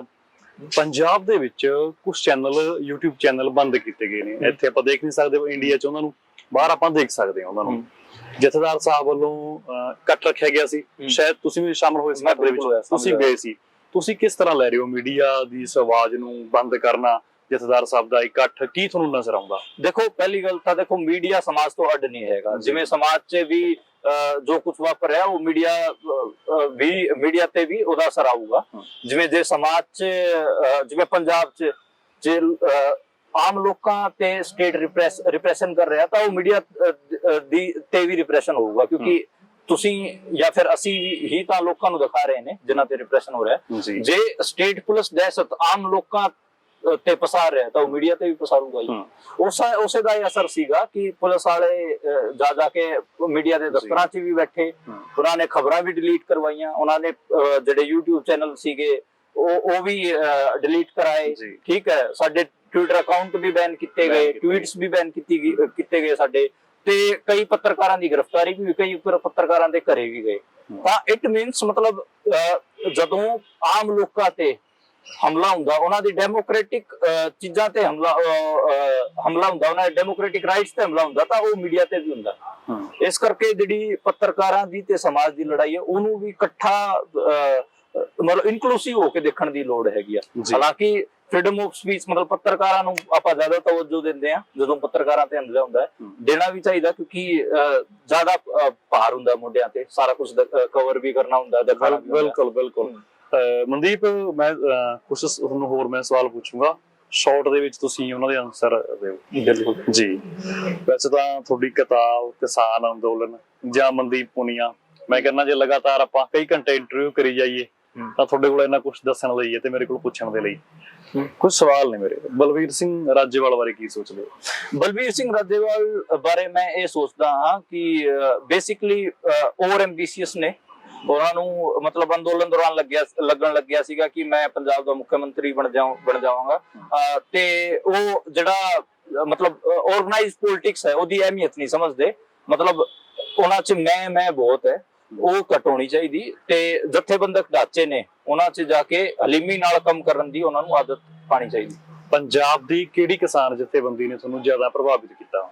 ਦੇਖੋ, ਕਈ ਜਥੇਬੰਦੀਆਂ ਨੇ ਕੀਤਾ, ਖਾਸ ਕਰ ਉਹਨਾਂ ਜਥੇਬੰਦੀਆਂ ਨੇ ਮੈਨੂੰ ਜ਼ਿਆਦਾ ਪ੍ਰਭਾਵਿਤ ਕੀਤਾ ਜਿਹੜੀ ਕਿ ਪੰਜਾਬ ਆ ਕੇ ਚੋਣਾਂ 'ਚ ਨਹੀਂ ਗਈਆਂ, ਜਿਨ੍ਹਾਂ ਨੇ ਚੋਣਾਂ ਨਹੀਂ ਲੜੀਆਂ। ਉਹਨਾਂ ਜਥੇਬੰਦੀਆਂ ਨੇ ਮੈਨੂੰ ਜ਼ਿਆਦਾ ਪ੍ਰਭਾਵਿਤ ਕੀਤਾ। ਉਹ ਅੱਜ ਵੀ ਉਹ ਜਥੇਬੰਦੀਆਂ ਲਗਾਤਾਰ ਕਿਸਾਨਾਂ ਦੇ ਮੁੱਦੇ ਚੱਕ ਰਹੀਆਂ ਨੇ। 8-10 ਜਥੇਬੰਦੀਆਂ ਨੇ, ਤੁਸੀਂ ਦੇਖਦੇ ਹੋ, ਉਹਨਾਂ ਨੂੰ ਮੈਂ ਸੀਰੀਅਸਲੀ ਗਿਣਦਾ ਵੀ ਹਾਂ। ਤੇ ਉਹ ਮਤਲਬ ਕੋਈ ਵੀ ਘਟਨਾ ਵਾਪਰਦੀ ਹੈ, ਸਟੇਟ ਰਿਪਰੈਸ਼ਨ ਕਰਦਾ ਹੈ, ਕੁਝ ਕਿਸੇ ਵੀ ਤਰੀਕੇ ਦੀ, ਉਹ ਸਟੈਂਡ ਵੀ ਲੈਂਦੀਆਂ ਨੇ, ਪ੍ਰੈਸ ਨੋਟ ਵੀ ਜਾਰੀ ਕਰਦੀਆਂ ਨੇ, ਤੇ ਉਹ ਮੁਜ਼ਾਹਰੇ ਵੀ ਕਰਦੀਆਂ ਨੇ। ਜੀ। ਪੰਜਾਬ ਤਰਫੋਂ ਤੁਹਾਨੂੰ ਕਿਸ ਤਰ੍ਹਾਂ ਦੀ ਸਪੋਰਟ ਹੈ? ਪੰਜਾਬ ਦੇ ਜਿਹੜੇ ਕਿਸਾਨ ਨੇ, ਮਜ਼ਦੂਰ ਨੇ, ਉਹ ਤਾਂ ਮੈਨੂੰ ਆਪਣਾ ਪੁੱਤ ਹੀ ਮੰਨਦੇ ਨੇ। ਮਤਲਬ ਮੇਰੇ ਹਰਿਆਣੇ ਤੋਂ ਜਦੋਂ ਪੁਲਿਸ ਮੇਰੇ ਘਰ ਪਹੁੰਚਦੀ ਹੈ ਤੇ ਮੇਰਾ ਕੰਪਿਊਟਰ ਚੱਕ ਕੇ ਲੈ ਕੇ ਆਈ, ਇੱਕ ਹਿਸਾਬ ਨਾਲ ਮੈਨੂੰ ਹਰਿਆਣਾ ਛੱਡਣ ਲਈ ਮਜਬੂਰ ਕੀਤਾ ਗਿਆ। ਉਦੋਂ ਪੰਜਾਬ ਨੇ ਮੈਨੂੰ ਸ਼ਰਨ ਦਿੱਤੀ, ਹੁਣ ਮੈਂ ਪੰਜਾਬ 'ਚ ਰਹਿ ਰਿਹਾ ਤੇ ਇੱਥੋਂ ਦੀ ਬੋਲੀ ਵੀ ਮੈਂ ਸਿੱਖ ਗਿਆ, ਤੇ ਮਤਲਬ ਇੱਥੇ ਸੇਫ ਵੀ ਮਹਿਸੂਸ ਹੁੰਦਾ ਹੈ। ਮਤਲਬ ਦਿੱਲੀ 'ਚ, ਹਰਿਆਣੇ 'ਚ ਮੈਂ ਜਾਂਦਾ, ਹਾਲਾਂਕਿ ਮੈਨੂੰ ਮੇਰੇ ਪਿੰਡ ਦੀ ਬਹੁਤ ਯਾਦ ਆਉਂਦੀ ਹੈ, ਮੈਂ ਉੱਥੇ ਜਾਂਦਾ ਵੀ ਹਾਂ, ਪਰ ਮਤਲਬ ਆਪਣੇ ਪਿੰਡ ਝੱਜਰ ਤੁਸੀਂ ਕਿੰਨੇ ਦਿਨਾਂ ਬਾਅਦ ਜਾਂਦੇ ਹੋ? ਮੈਂ ਮਹੀਨੇ 'ਚ ਇੱਕ ਵਾਰ ਜਾਣ ਦੀ ਕੋਸ਼ਿਸ਼ ਕਰਦਾ ਹਾਂ। ਉੱਥੇ ਜ਼ਿਆਦਾ ਰੁਕ ਤਾਂ ਨਹੀਂ ਸਕਦਾ ਕਿਉਂਕਿ ਉੱਥੇ ਦੁਬਾਰਾ ਦਿੱਲੀ ਪੁਲਿਸ ਆ ਕੇ ਤੰਗ ਕਰਨ ਲੱਗ ਜਾਂਦੀ ਹੈ, ਹਰਿਆਣਾ ਪੁਲਿਸ ਤੰਗ ਕਰਨ ਲੱਗ ਜਾਂਦੀ ਹੈ। ਫੈਮਿਲੀ ਪਿੰਡ 'ਚ ਹੀ? ਨਹੀਂ, ਇੱਥੇ ਹੀ ਪੰਜਾਬ 'ਚ ਹੀ ਲਿਆ। ਪੰਜਾਬ 'ਚ ਲਿਆਏ। ਜਦੋਂ ਮਨਦੀਪ ਤੁਸੀਂ ਆਹ ਕਿਤਾਬ ਲਿਖੀ, ਕਿਸਾਨ ਆਗੂ ਤੁਹਾਡੇ ਤੋਂ ਨਾਰਾਜ਼ ਤਾਂ ਨਹੀਂ ਹੋਏ? ਨਹੀਂ, ਮੈਨੂੰ ਬਹੁਤ ਸਾਰੇ ਕਿਸਾਨ ਆਗੂਆਂ ਦੇ ਫੋਨ ਆਏ ਤੇ ਬਹੁਤ ਉਹਨਾਂ ਨੇ ਗੱਲ ਕਰਨ ਦੀ ਵੀ ਕੋਸ਼ਿਸ਼ ਕੀਤੀ। ਕਈਆਂ ਨੇ ਕਿਹਾ ਕਿ ਯਾਰ ਇਹ ਫੈਕਟ ਹਜੇ ਨਹੀਂ ਲੈ ਕੇ ਆਉਣ ਦੀ ਲੋੜ ਸੀ, 10-15 ਸਾਲ ਬਾਅਦ ਲਿਖ ਦਿੰਦਾ। ਕਈ ਕਿਸਾਨ ਆਗੂਆਂ ਨੇ ਕਿਹਾ ਕਿ ਠੀਕ ਕੀਤਾ, ਘੱਟੋ ਘੱਟ ਅਸੀਂ ਜੋ ਪੋਜੀਸ਼ਨ ਲੈ ਰਹੇ ਸੀ ਕਿ ਕੋਈ ਬੰਦਾ ਸੀਗਾ ਜਿਹੜਾ ਕਿ ਆਬਜੈਕਟਿਵਲੀ ਉਹਨਾਂ ਚੀਜ਼ਾਂ ਨੂੰ ਦੇਖ ਰਿਹਾ ਸੀ ਤੇ ਰਿਕਾਰਡ ਵੀ ਕਰ ਰਿਹਾ ਸੀਗਾ ਕਿ ਅੱਗੇ ਸਾਡੇ ਕੰਮ ਆਊਗੀ। ਕੀ ਦੁਬਾਰੇ ਕਿਸਾਨ ਆਗੂ ਇਕੱਠੇ ਹੋ ਕੇ ਫਿਰ ਤੋਂ ਕੋਈ ਸ਼ੁਰੂਆਤ ਹੋ ਸਕਦੀ ਹੈ? ਨਹੀਂ, ਉਹ ਅੱਡ-ਅੱਡ ਯੂਨਾਈਟਿਡ ਫਰੰਟਸ ਤਾਂ ਹੁਣ ਵੀ ਨੇ। 20 ਜਥੇਬੰਦੀਆਂ ਕਿੱਥੇ ਇਕੱਠੀਆਂ ਨੇ, 15 ਜਥੇਬੰਦੀਆਂ ਕਿੱਥੇ ਇਕੱਠੀਆਂ ਨੇ, ਕਿਸੇ ਨਾਮ ਤੇ ਤੋਂ ਇਕੱਠੀਆਂ ਨੇ। ਅੱਗੇ ਜੇ ਕੁਝ ਮਤਲਬ ਏਦਾਂ ਦਾ ਦੁਬਾਰੇ ਵਾਪਰੂਗਾ, ਮੈਨੂੰ ਲੱਗਦਾ ਇਕੱਠੇ ਹੋ ਜਾਣਗੇ, ਕਿੱਥੇ ਜਾਣਗੇ? ਮਤਲਬ ਲੋਕਾਂ ਦੀ ਜਥੇਬੰਦੀਆਂ ਨੇ, ਲੋਕਾਂ ਨੂੰ ਲੱਗੂਗਾ ਕਿ ਅਸੀਂ ਦੁਬਾਰੇ ਲੜਨਾ ਹੈਗਾ ਤੇ ਇਹਨਾਂ ਨੂੰ ਇਕੱਠੇ ਕਰ ਲੈਣਗੇ, ਇਹ ਕਿੱਥੇ ਜਾਣਗੇ? ਕਿਸਾਨ ਅੰਦੋਲਨ ਦੇ ਬਿਰਤਾਂਤ ਨੂੰ ਕਿਹੜੀ ਚੀਜ਼ ਨੇ ਸੱਟ ਮਾਰੀ ਕਿ ਐਸਐਸਐਮ ਬਣਾਉਣਾ, ਇਲੈਕਸ਼ਨ ਲੜਨਾ ਬਿਲਕੁਲ ਮੈਂ ਕੀਤਾ ਉਸ ਚੀਜ਼ ਨੇ? ਮੈਂ ਬਿਲਕੁਲ ਇਹ ਮੰਨਦਾ ਕਿ ਪੰਜਾਬ ਆ ਕੇ ਵਾਪਸ ਆ ਕੇ ਜਿਹੜੇ ਆਗੂਆਂ ਨੇ ਚੋਣ ਲੜਨ ਦੀ ਕਾਹਲੀ ਕੀਤੀ, ਜਿਹੜੇ ਬੰਦਿਆਂ ਨੇ ਆ ਕੇ ਚੋਣਾਂ ਲੜੀਆਂ, ਉਸ ਚੀਜ਼ ਨੇ ਕਿਸਾਨ ਅੰਦੋਲਨ ਨੂੰ ਸਹੀ ਸੱਟ ਮਾਰੀ ਹੈ। ਠੀਕ ਹੈ, ਇਸ ਤੋਂ ਇਲਾਵਾ ਤਾਂ ਜਿਨ੍ਹਾਂ ਦਾ ਨਾਂ ਲੈਂਦੇ ਉਹਨਾਂ ਨੇ ਕੋਈ ਸੱਟ ਸੁੱਟ ਨਹੀਂ ਮਾਰੀ, ਉਸ ਪੋਲਿਟਿਕਸ ਨੇ ਵੀ ਕੋਈ ਸੱਟ ਨਹੀਂ ਮਾਰੀ। ਇਹਨਾਂ ਨੇ ਆਪਣੇ ਪੈਰ ਆਪ ਕੁਲਾੜੀ ਮਾਰੀ ਹੈ, ਦੂਜਿਆਂ ਤੇ ਉਂਗਲਾਂ ਚੱਕਣ ਦੀ ਕੋਈ ਲੋੜ ਨਹੀਂ ਹੈ। ਤੁਸੀਂ ਆਪ ਆ ਕੇ ਪਾਰਟੀ ਬਣਾਈ ਹੈ, ਆਪ ਆ ਕੇ ਤੁਸੀਂ ਇਲੈਕਸ਼ਨ ਲੜਿਆ, ਆਪ ਆਪਣਾ ਇਤਬਾਰ ਗਵਾਇਆ ਲੋਕਾਂ ਤੇ, ਆਪ ਤੁਸੀਂ ਅਮਿਤ ਸ਼ਾਹ ਨੂੰ ਚਿੱਠੀ ਲਿਖੀ, ਆਪ ਤੁਸੀਂ ਮਤਲਬ ਰਾਹ ਦੇ ਅਧਿਕਾਰੀਆਂ ਦੇ ਇਨ ਟੱਚ ਰਹੇ ਹੋ, ਫਿਰ ਕਹਿ ਰਹੇ ਹੋ ਕਿ ਦੂਜਿਆਂ ਕਰਕੇ ਸਾਡੀ ਕ੍ਰੈਡੀਬਿਲਿਟੀ ਲੂਜ਼ ਹੋ ਗਈ। ਤੁਸੀਂ ਆਪ ਕੀਤਾ ਆਪਣੇ ਆਪ, ਠੀਕ ਹੈ, ਸਾਰਾ ਕੁਝ ਆਪਣੇ ਆਪ ਕਰ ਰਹੇ ਹੋ ਤੁਸੀਂ, ਤੁਹਾਡੇ ਕਰਕੇ ਹੀ ਤੁਹਾਡਾ ਬੇੜਾ ਗਰਕ ਹੋਇਆ ਹੈ, ਫਿਰ ਜੋ ਵੀ ਹੋਇਆ ਹੈ। ਪਰ ਮੈਨੂੰ ਲੱਗਦਾ ਕਿ ਦੇਖੋ ਜਿੰਨੇ ਵੀ ਕਿਸਾਨ ਜਥੇਬੰਦੀਆਂ ਨੇ ਸਾਰਿਆਂ ਨੂੰ ਇੱਕ ਥਾਲੀ 'ਚ ਨਹੀਂ ਪਰੋਸਣਾ ਚਾਹੀਦਾ। ਜਿਹੜੀ ਜਥੇਬੰਦੀਆਂ, ਜਿਹੜੇ ਆਗੂ ਚੰਗੇ ਤਰੀਕੇ ਨਾਲ ਘੋਲਾਂ ਨੂੰ ਲੜ ਰਹੇ ਨੇ, ਆਪਾਂ ਨੂੰ ਉਹਨਾਂ ਨੂੰ ਸੈਲੀਬ੍ਰੇਟ ਵੀ ਕਰਨਾ ਚਾਹੀਦਾ। ਤੇ ਮੈਨੂੰ ਲੱਗਦਾ ਕਿ ਤੁਸੀਂ ਮੇਰੀ ਕਿਤਾਬ ਪੜ੍ਹੋਗੇ ਤੁਹਾਨੂੰ ਪਤਾ ਵੀ ਲੱਗ ਜਾਊਗਾ ਕਿ ਕਿਹੜਾ ਕਿਸਾਨ ਆਗੂ, ਕਿਹੜੀ ਜਥੇਬੰਦੀ 3 ਵਾਰ ਪੜ੍ਹੀ, ਹਾਂ, ਕਿ ਵਧੀਆ ਸਟੈਂਡ ਲੈ ਰਹੀ ਸੀ। ਤੇ ਹੁਣ ਵੀ ਅੰਮ੍ਰਿਤਪਾਲ ਦੇ ਵਰਤਨ ਤੋਂ ਬਾਅਦ ਵੀ ਕਈ ਜਥੇਬੰਦੀਆਂ ਨੇ, ਜਦੋਂ ਅੰਮ੍ਰਿਤਪਾਲ ਦੀ ਗ੍ਰਿਫਤਾਰੀ ਦੀ ਕੋਸ਼ਿਸ਼ ਹੁੰਦੀ ਹੈ, ਅਜੇ ਤੱਕ ਉਹ ਕਹਿ ਰਹੇ ਨੇ ਕਿ ਫੜਿਆ ਨਹੀਂ ਗਿਆ, ਪਰ ਪੰਜਾਬ ਦੇ 200-300 ਨੌਜਵਾਨਾਂ ਨੂੰ ਜਦੋਂ ਗ੍ਰਿਫਤਾਰ ਕੀਤਾ ਜਾਂਦਾ ਹੈ, ਇਹ ਧਾਰਾ 144 ਲਗਾਈ ਜਾਂਦੀ ਹੈ ਅਤੇ ਪੁਲਿਸ ਡਰਾਵਣੇ ਫਲੈਗ ਮਾਰਚ ਕਰਦੀ ਹੈ ਜ਼ਿਲ੍ਹਿਆਂ 'ਚ, ਤਾਂ ਉਦੋਂ ਵੀ ਬਹੁਤ ਸਾਰੀ ਕਿਸਾਨ ਜਥੇਬੰਦੀਆਂ ਨੇ ਪ੍ਰੋਟੈਸਟ ਕੀਤੇ ਇੰਡੀਅਨ ਸਟੇਟ ਦੇ ਖਿਲਾਫ। ਠੀਕ ਹੈ, ਪੰਜਾਬ ਸਰਕਾਰ ਤੇ ਭਾਰਤ ਦੀ ਹਕੂਮਤ ਹੈ ਉਹਦੇ ਖਿਲਾਫ ਪ੍ਰੋਟੈਸਟ ਕੀਤੇ, ਬਹੁਤ ਸਾਰੇ ਪ੍ਰੋਟੈਸਟ ਕੀਤੇ। ਉਹਨਾਂ ਨੂੰ ਤਾਂ ਸਾਨੂੰ ਸੈਲੀਬ੍ਰੇਟ ਕਰਨਾ ਹੀ ਪਊਗਾ। ਕਈ ਇਹੋ ਜਿਹੇ ਸੀਗੇ ਜਿਹੜੇ ਕਿਤੇ ਸੀ ਹੀ ਨਹੀਂ, ਸੀਨ 'ਚ ਹੀ ਨਹੀਂ ਸੀ, ਉਹਨਾਂ ਦਾ ਆਪਾਂ ਕੀ ਕਰਾਂਗੇ? ਕੋਈ ਪੰਜਾਬ ਤੇ ਜਾਂ ਫਿਰ ਲੋਕਾਂ ਤੇ ਕੋਈ ਕਿਸੇ ਕਿਸਮ ਦਾ ਹਮਲਾ ਹੁੰਦਾ ਹੈ, ਉਦੋਂ ਕੋਈ ਜਥੇਬੰਦੀਆਂ ਜਾਂ ਕੋਈ ਆਗੂ ਖੜਾ ਹੁੰਦਾ ਹੈ ਲੋਕਾਂ ਨਾਲ ਤੇ ਪੰਜਾਬ ਨਾਲ, ਤੇ ਮੈਨੂੰ ਲੱਗਦਾ ਕਿ ਉਹਨਾਂ ਨੂੰ ਆਪਾਂ ਸੈਲੀਬ੍ਰੇਟ ਕਰਨਾ ਚਾਹੀਦਾ। ਏਦਾਂ ਦੇ ਲੋਕ ਹੈਗੇ ਆ, ਤਾਂ ਹੀ ਇਹ ਅੰਦੋਲਨ ਵੀ ਬਚਿਆ ਰਿਹਾ, ਤਾਂ ਹੀ ਇਹ ਅੰਦੋਲਨ ਵੀ ਜਿੱਤਿਆ ਗਿਆ। ਅੱਗੇ ਵੀ ਅੰਦੋਲਨ ਲੜੇ ਜਾਣਗੇ ਉਹਨਾਂ ਕਰਕੇ ਹੀ, ਤੇ ਉਹ ਜਿੱਤੇ ਜਾਣਗੇ। ਕਿਸਾਨ ਅੰਦੋਲਨ ਤੋਂ ਬਾਅਦ ਮਨਦੀਪ ਪੁਨੀਆ ਦੀ ਪੱਤਰਕਾਰੀ ਬਦਲੀ? ਹਾਂ, ਬਹੁਤ ਬਦਲ ਗਈ। ਮਤਲਬ ਮੇਰੇ ਕੋਲ ਨੌਕਰੀ ਨਹੀਂ ਹੈ ਹੁਣ, ਤੇ ਮੈਂ ਆਪਣਾ ਛੋਟਾ ਜਿਹਾ ਅਦਾਰਾ ਸ਼ੁਰੂ ਕਰਨ ਦੀ ਕੋਸ਼ਿਸ਼ ਕੀਤੀ। ਹਾਲਾਂਕਿ ਮੈਂ ਟੈਕਸਟ ਦਾ ਆਦਮੀ ਹੈਗਾ, ਉਦਾਂ ਮੈਂ ਅੱਜ ਕੱਲ ਵੀਡੀਓਜ਼ ਬਲੌਗ ਵੀ ਛੋਟੇ ਬਣਾਉਣੇ ਸ਼ੁਰੂ ਕੀਤੇ ਨੇ। ਤੁਸੀਂ ਸਾਡੇ ਦਰਸ਼ਕਾਂ ਨੂੰ ਆਪਣੇ ਚੈਨਲ ਬਾਰੇ ਵੀ ਦੱਸੋ, ਸਾਡੇ ਦਰਸ਼ਕ ਤੁਹਾਡੇ ਉੱਤੇ। ਹਾਲਾਂਕਿ ਮੈਂ ਮਤਲਬ ਜ਼ਿਆਦਾ ਉਹ ਕਰਦਾ ਨਹੀਂ, ਗਾਉਂ ਸਵੇਰਾ ਤੇ ਮਨਦੀਪ ਪੁਨੀਆ ਅਨਪਲਗਡ। ਮੈਂ ਮਤਲਬ ਪ੍ਰਮੋਸ਼ਨ ਆਪਾਂ ਕਰਨ ਦੀ ਲੋੜ ਨਹੀਂ ਹੁੰਦੀ ਬਾਈ, ਕੋਈ ਨਹੀਂ, ਮਤਲਬ ਨਹੀਂ ਮੈਂ ਦੱਸਦਾ, ਨਹੀਂ ਆਪਾਂ ਇਹਨੂੰ ਪ੍ਰਮੋਸ਼ਨ ਨਾ ਹੀ ਕਰੀਏ, ਕਿਉਂਕਿ ਮੈਨੂੰ ਲੱਗਦਾ ਕਿ ਜਦੋਂ ਮੈਂ ਵੀ ਵੱਡਾ ਹੋ ਗਿਆ, ਜ਼ਿਆਦਾ ਮੇਰਾ ਚੈਨਲ ਦੇ ਬਹੁਤ ਜ਼ਿਆਦਾ ਪੈਸੇ ਆਉਣ ਲੱਗੇ, ਕੀ ਪਤਾ ਮੈਂ ਵੀ ਆਪਣੀ ਬੋਲੀ ਬਦਲਣਾ। ਹੁਣ ਉਹ ਬਹੁਤ ਛੋਟੇ ਨੇ, ਤੇ ਛੋਟੇ ਹੋਣ ਕਰਕੇ ਮੇਰੇ ਘੱਟ ਵੀ ਆਉਂਦੇ ਨੇ, ਘੱਟ ਪੈਸੇ ਬਣਦੇ ਨੇ, ਤੇ ਮੈਂ ਚੁੱਪਚਾਪ ਲੋਕਾਂ 'ਚ ਪਰ ਮਨਦੀਪ ਪੈਸਾ ਮਨਦੀਪ ਸਭ ਕੁਝ ਨਹੀਂ।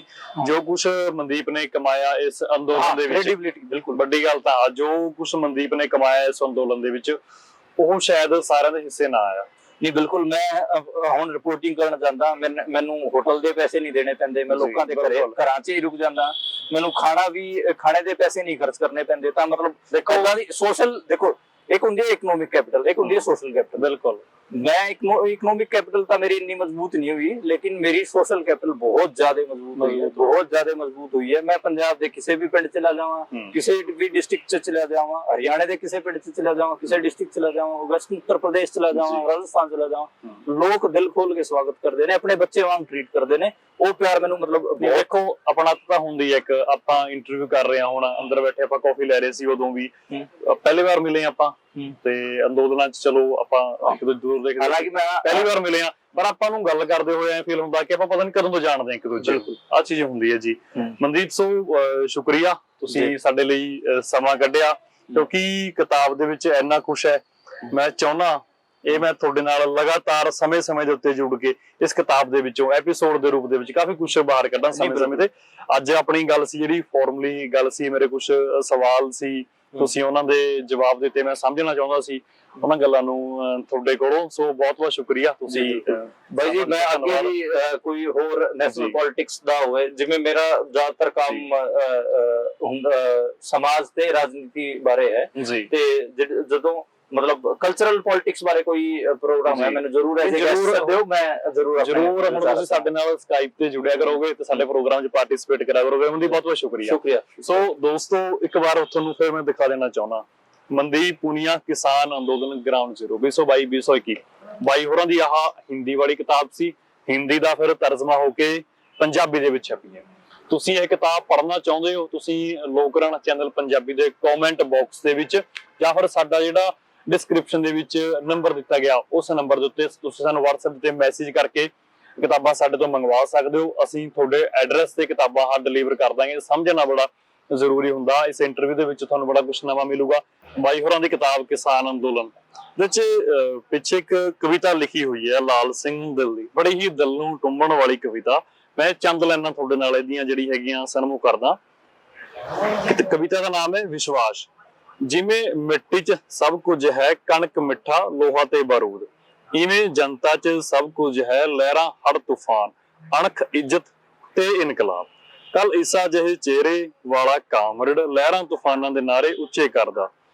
ਜੰਜ਼ੀਰਾਂ ਨੇ ਬੰਨ ਲਿਆ ਦੇਗਾਂ ਤਵੀਆਂ ਤੇ ਆਰਿਆਂ ਦਾ ਇਤਿਹਾਸ ਦੁਹਰਾਇਆ ਗਿਆ।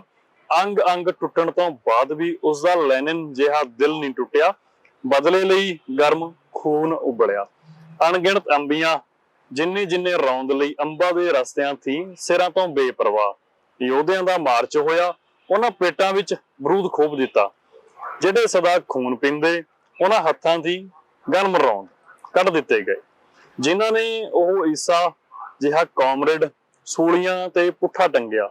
ਨਾਰੇ ਜਿਹੜੇ ਉੱਠਦੇ ਨੇ ਕੇਰਲਾ, ਬੰਗਾਲ, ਅਸਾਮ, ਨਾਗਾਲੈਂਡ ਚੋਂ, ਉੱਠੇ ਚਮਕੌਰ ਚੋਂ, ਤਾਂ ਕਿ ਸਮਝ ਸਕੇ ਹਰ ਕੋਈ ਕਿ ਸਭ ਕੁਝ ਹੈ ਜਨਤਾ 'ਚ, ਲਹਿਰਾਂ ਹੜ ਤੂਫਾਨ, ਅਣਖ ਇੱਜ਼ਤ ਤੇ ਇਨਕਲਾਬ। ਲਾਲ ਸਿੰਘ ਦਿਲ। ਬਾਈ ਜੀ ਤੁਸੀਂ ਕੀ ਕਹਿਣਾ ਚਾਹੋਗੇ ਇਸ ਕਵਿਤਾ ਬਾਰੇ? ਦੇਖੋ ਇਹ ਕਵਿਤਾ ਜਿਹੜਾ ਵੀ ਬੰਦਾ ਅੰਦੋਲਨਾਂ ਨੂੰ ਰਸਤਾ ਮੰਨਦਾ ਹੈ ਜੀ, ਇਨਕਲਾਬ ਦਾ, ਉਹਨਾਂ ਦੇ ਤਾਂ ਦਿਲ ਦੇ ਬਹੁਤ ਨੇੜੇ ਹੈ। ਉਹ ਜ਼ਰੂਰ ਹੋਊਗੀ। ਤੇ ਮਤਲਬ ਮੈਨੂੰ ਲੱਗਦਾ ਕਿ ਇਸ ਕਵਿਤਾ 'ਚ ਇਹ ਸਮਝ, ਇਹਦਾ ਤੱਤ ਇਹ ਹੈ ਕਿ ਜਿਹੜੇ ਆਪਣੇ ਲੋਕ ਨੇ, ਲੋਕਾਂ 'ਚ ਸਾਰਾ ਕੁਝ ਹੈ, ਲੋਕਾਂ 'ਚ ਇਨਕਲਾਬ ਛਿਪਿਆ ਬੈਠਾ ਹੈ। ਤੁਸੀਂ ਜਾ ਕੇ ਉਹਨਾਂ ਨਾਲ ਗੱਲ ਕਰਨੀ ਹੁੰਦੀ ਹੈ, ਉਹਨਾਂ ਨਾਲ ਰਲ ਕੇ ਕੰਮ ਕਰਨਾ ਹੁੰਦਾ ਹੈ, ਲੋਕਾਂ ਨਾਲ ਹਲਵਾਣਾ ਦੇਣਾ ਹੁੰਦਾ ਲੋਕਾਂ ਨੂੰ। ਬਿਲਕੁਲ। ਤੇ ਜਿਹੜੀ ਪ੍ਰੋ ਪੀਪਲ ਪੋਲਿਟਿਕਸ ਹੈ ਉਹ ਉੱਥੋਂ ਹੀ ਉਭਰੂਗੀ। ਤੇ ਹਾਂ, ਜਿਹੜੀ ਪੈਟੀ ਬੁਰਜਵਾਕਰਨ ਹੈ ਸੁਸਾਇਟੀ ਦਾ, ਜਾਂ ਫਿਰ ਦੂਸਰੇ ਕਿਸਮ ਦੀ ਜਿਹੜੀ ਪੋਲਿਟਿਕਸ ਅੱਜ ਕੱਲ ਚੱਲ ਰਹੀ ਹੈ ਤੇ ਜਿਹਦੇ ਚ ਫਿਊਡਲ ਐਲੀਮੈਂਟਸ ਵੀ ਨੇ, ਉਹ ਇਸੇ ਕਿਸਮ ਦੀ ਪ੍ਰੋ ਪੀਪਲ ਪੋਲਿਟਿਕਸ ਤੋਂ ਹੀ ਦੂਰ ਹੋ ਸਕਦੀ ਹੈ। ਜੀ ਬਿਲਕੁਲ। ਮਨਦੀਪ ਬਾਈ ਜੀ ਬਹੁਤ ਬਹੁਤ ਸ਼ੁਕਰੀਆ। ਦੋਸਤੋ ਮਨਦੀਪ ਹੋਰੀ ਉਹ ਦੀਵੇ ਨੇ, ਉਹ ਚਿਰਾਗ ਨੇ, ਉਹ ਸੂਰਜ ਨੇ ਜਿਹੜੇ ਖੁਦ ਜਲ ਕੇ ਸਾਡੇ ਸਮਾਜ ਨੂੰ ਰੋਸ਼ਨ ਕਰਦੇ ਨੇ। ਸਮੇਂ-ਸਮੇਂ ਤੇ ਬਾਈ ਹੋਰਾਂ ਦੇ ਨਾਲ ਮੁਲਾਕਾਤ ਹੁੰਦੀ ਰਹੂਗੀ। ਤੁਹਾਡੇ ਅਸੀਂ ਸਨਮੁਖ ਬਾਈ ਹੋਰਾਂ ਨੂੰ ਕਰਦੇ ਰਹਾਂਗੇ। ਸੋ ਤੁਸੀਂ ਜੁੜੇ ਰਹੋ ਤੁਹਾਡੇ ਆਪਣੇ ਚੈਨਲ ਲੋਕਰਾਣਾ ਪੰਜਾਬੀ ਦਾ। ਧੰਨਵਾਦ।